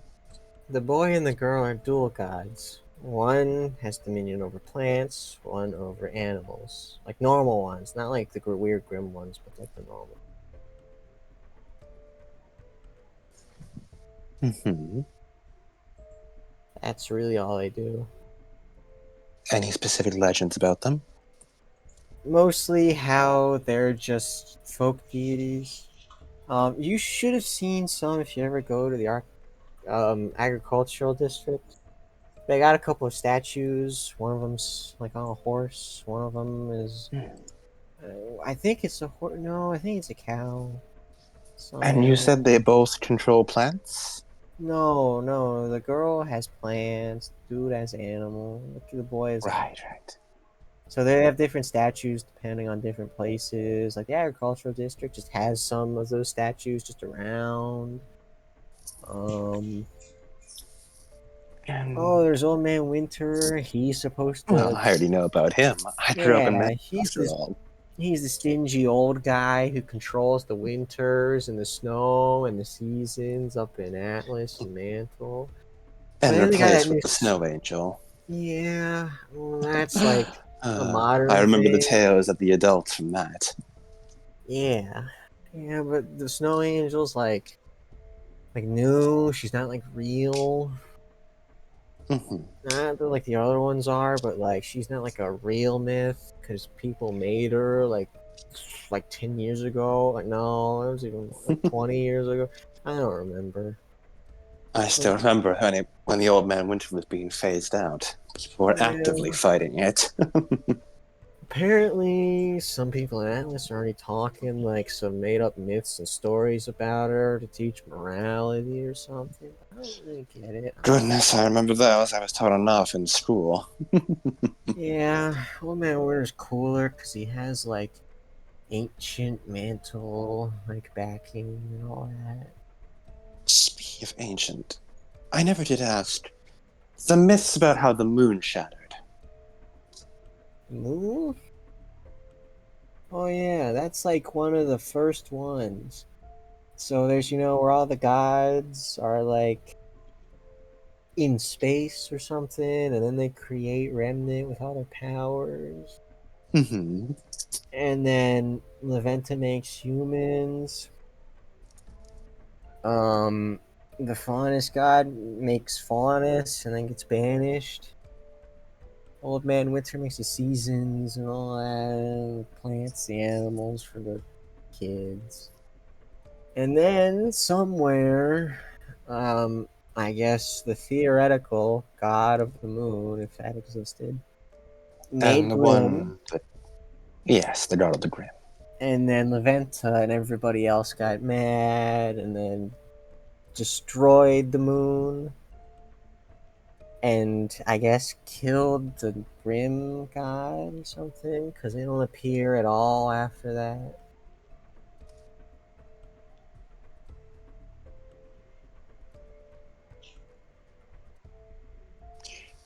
Hmm. That would be. I believe all. Unless. Do you believe any specifics about how the moon died? Whether Well, in it the was myth, self-inflicted or. I'm pretty sure that Leventa, like the sun, sun, moon, are like Mm-hmm. opposites. I'm pretty sure she killed him. Leventa, I don't know, did like an explosion or a laser beam. Well, I guess if she's the sun, it could be whatever, but it shattered. Have It we didn't ever found any explode. shards of the moon on Remnant? Um,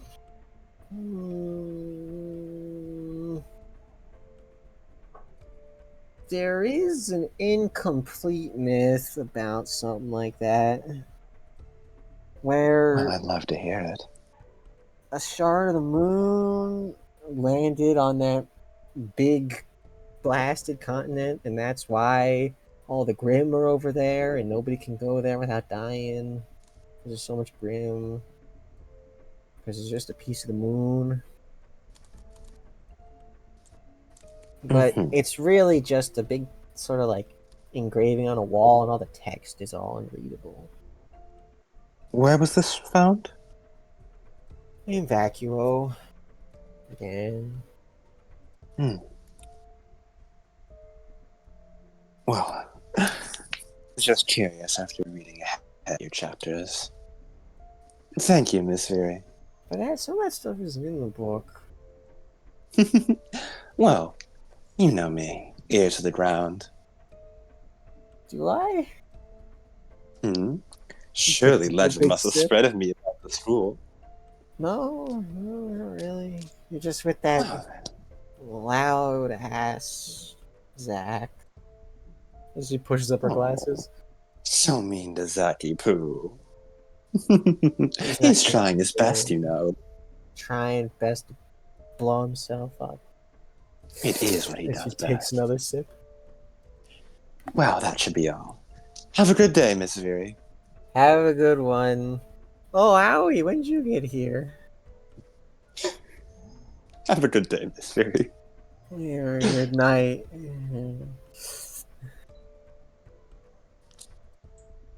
Lace will walk out with Owie. As he walks out, alright, Owie, Miles is even more insane than I thought. But I think, on the bright side, I believe I've decoded most of his message. That's good. This line here, as he points to like one of the last lines. He pulls out his scroll, so it's scrolling down to the end and like points to one of the last things. It's so funny that you This. appear to me as anonymous alligator. It's very fitting. You're a spider. As he points to this. Well, I think first. I think that's me, Cody. It's just you and me in here. Oh, Oh yeah, because my internet died. oh, cool. That's funny. As he points, this here. Well, the first two myths are, of course, it almost feels like a timeline. The sun and the moon. The moon shadows itself on the sun. That's the creation myth, destruction of the moon, Leventa killing the god of Grimm. Shard lands. We get this from Vacuo. The trickster and the snail. First, the trickster steals from the snail, taking his house, but the snail forgives him. Now, the trickster has the snail house, the spiral. When the grow spin round and round, but when the grow revolve like the earth. This one, I don't know much. It seems they're just sort of existing. We may want to investigate that a bit more, but right now I don't see how they're too important. The old man, the angel, vengeful and helpless.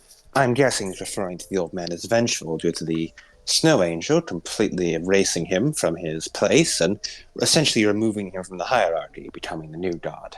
I'm not sure why the snow angel's helpless, though.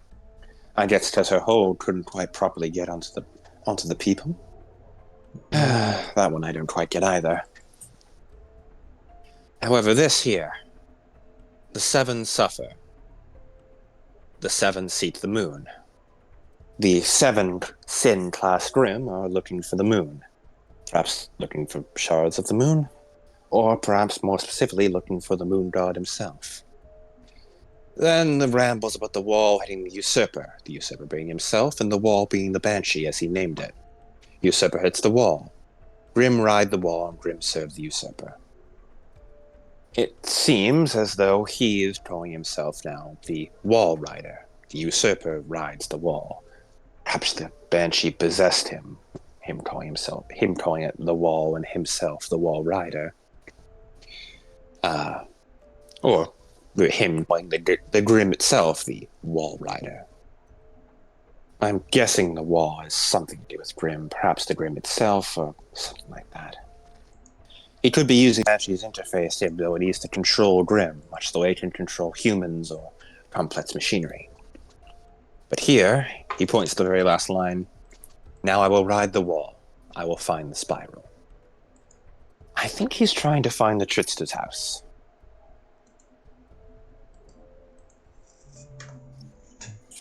Like, is it like on the wall? The wall. He sort of frowns. Wait a minute, hold on, Owie, you might be onto something. It could be that the wall is referring to the fact that every single one of these myths seems to have originated from a wall in Vacuo. Different walls, different runes. That's just a spitball theory. It could be complete nonsense, but I just feel like every single time we get one of these old myths, it comes from a wall of text and cave paintings in Vacuo. Perhaps that is what he's calling as the wall. Or something like it. The only question is why the hell he's looking for the Trickster.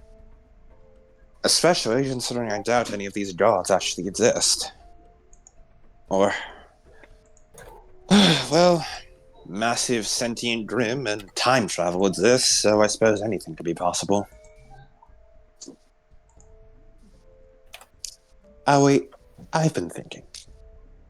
You know how we're going to the Vital Festival? Yeah. I want to find one of these old archaeology sites. I want to go looking for some of them. Would you like to become dungeon delvers with me? Could we call archaeologists? Archaeologists. Like You that guy, uncover secrets. Indiana Jeans. Indiana. Yes, Indiana jeans. You always did have such fashionable jeans in those movies. Head. I'm going to pore over this a bit more as he sort of waves his scroll a bit. But it's clear that this Grim, and now Miles, were absolutely obsessed with the religion of the world. Even down to him calling it, or the Grim calling it, the cogs that turn remnant. Either they meant it literally, as in the gods controlling the world, or they meant it as in terms of culture being the terms of it being religion being the foundation of most cultures in the world and the things that shape cultural values across the different continents. But that's more philosophy stuff. What if it was like inside the wall? I'm not sure Vacuo would take kindly to us blowing up its old archaeology sites. I do want to get my hands on one of these walls, though. Who knows, maybe we can find a few cracks in that I can sink my webs in. Yeah. For now, you've accompanied me this far. Want me to help you go train? Yeah, can you explain again what he said exactly? I don't remember. What the fuck is going on over there? Lace will spend the afternoon re-explaining things to Owie. My mom is like, Oh, I'm sure that's better. yeah, me too.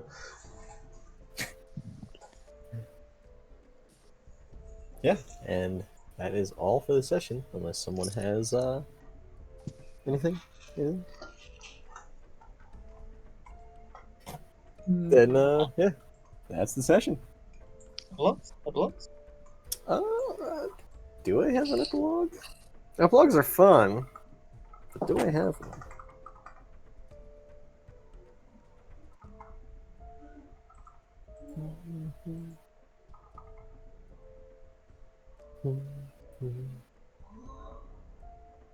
Do we?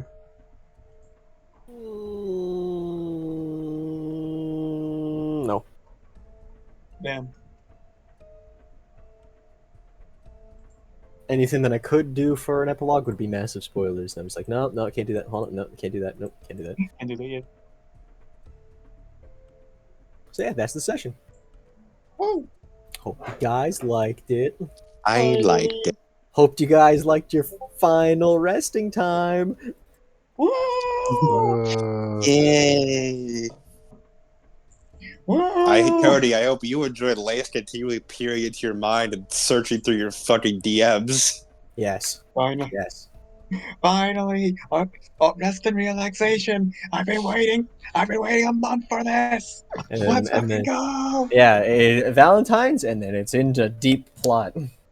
I find it so funny how every session that Cody has to bring up some new thing. Well, here's all the fucking shit Lace did off screen because he won't fucking sit his ass down ever. No, no, you Okay. don't.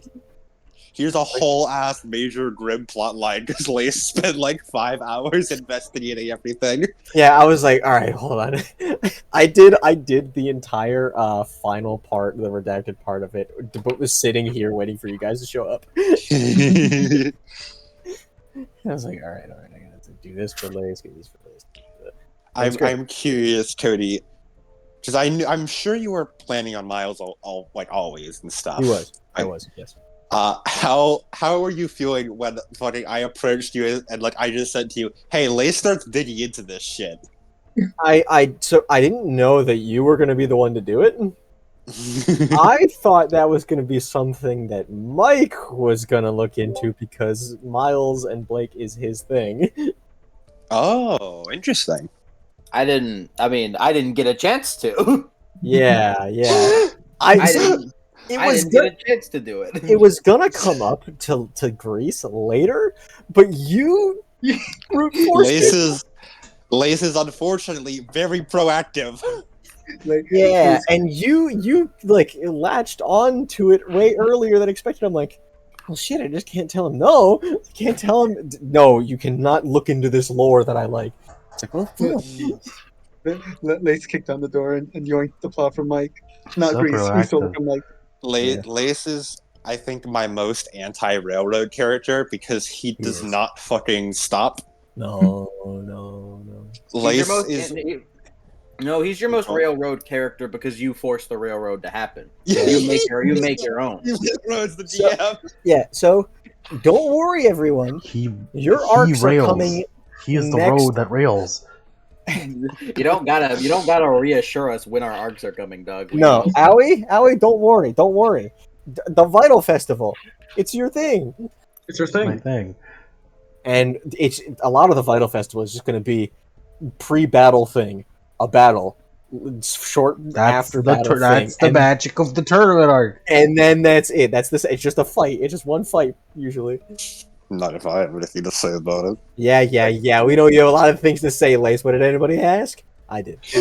It'd be really funny if they somehow uncovered everyone else's plot before they did. You have to be fucking proactive about it. As Lace is not gonna fucking stop. Yeah. Lace is the most proactive motherfucker. I didn't get a chance to be proactive. Don't worry, Lace. Don't worry, Grease. I'm physically reintroducing you back to the Just- plot. Just Cody, Okay. don't worry. Yeah. Just throw me at Lace. I'll drag him down. Yeah. I'll drag him down. Deploy the let go. tactical owie. I'll bite Don't down worry, and I won't let go. If there's one thing Lace has, at least at the very least so far, has not been a person who has crossed the line of invading specifically his friend's privacy, such as him choosing not to investigate anything about fucking the Levans. Yeah. So he won't Yeah, look into your specific backstory. But he Everyone has else is been- fair game. He has been looking into government secrets of Atlas. He has. He has has. been doing that. Yeah, if you come to me about the problems of Levans, I'll introduce you to a fate worse than your arms. Lobotomy. Lobotomy. Lace, Yes, that's Lace, I'll it's be up like to this. you to figure out that Grease is being schizophrenic as fuck. No, you won't. You've been staring off into space. You're schizophrenic, aren't you? I don't think Lace can deduce many things. Grease seeing the fucking ghost of her dad is not one of them. Especially whenever she fucking, whenever she toughs that shit out. Yeah. It's just like, Not going to mention it to Grease, anyone. Grease, you've been seeming down. You seem to be staring off into space. Are you missing your father? It's okay. Yes, I see his ghost. What the fuck? What? Wait, that's way worse than we thought it was. What the fuck are you talking about, Grace? I believe. My plot, I theorize, and by theorize I mean it's probably my plot's probably gonna happen in Vacuo because that's literally where I'm from. Your plot will come. It's okay. You gotta reassure it to us. We'll find Like- your like- evil mom like- one day, Steph. Lace will get to it first, anyways. Yeah, Lace will deduce, yes, this person, this is your mother. And he pulls off like the fucking wig or some shit. It's like, you see, red hair. Alright, all of you better get fucking ready. I was gonna train the fuck out of all of you. Oh boy. Oh Please, no, no, not I'm not Allie's ready. training her. I'm not built for this, Owie. I'm built for mind games. I'm not It's built time for to this. start training. No more research. Grease shrugs. No. What's your endurance looking like, Lace? 1. My Reese? strength is 0. No more research. Only training. What No, do you want? please. Oh, hey, What's I just realized I didn't open up Grease's sheet for this. Wow. I opened up Lace's sheet. Used I it had once. to, but only because I wanted to throw Lace. I had to because I was thrown. always open sheets no matter what. How big is that endurance? You know what I Reese? did? You know what I did have open? My fucking 5 Lace documents of plot lines I'm keeping track of. I'm glad that I we're all enjoy playing we're all a different kind of nightmare for Cody. Yeah, we're all a different kind of nightmare for Cody. Yeah, your all your different plot kind of nightmare.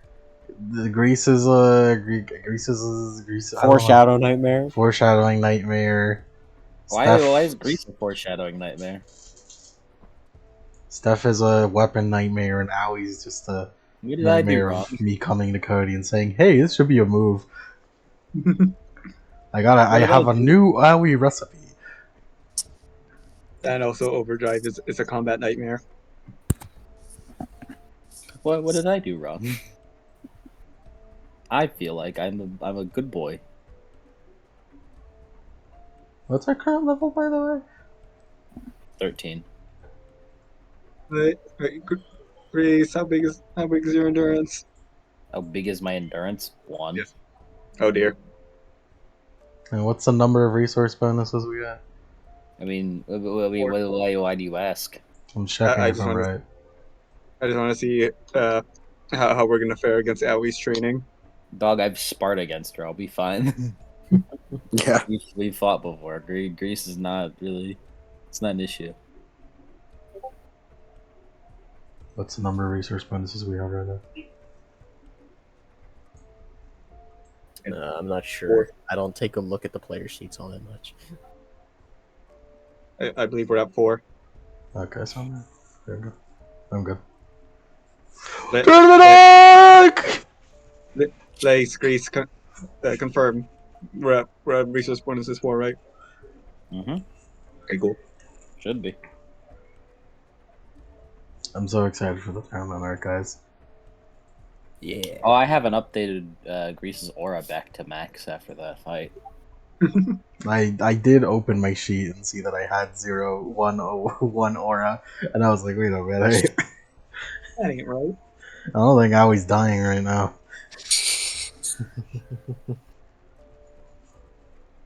I'm curious. Hold on. What was that level? So is that it? Should I end the recording? Do we have anything else? Yep.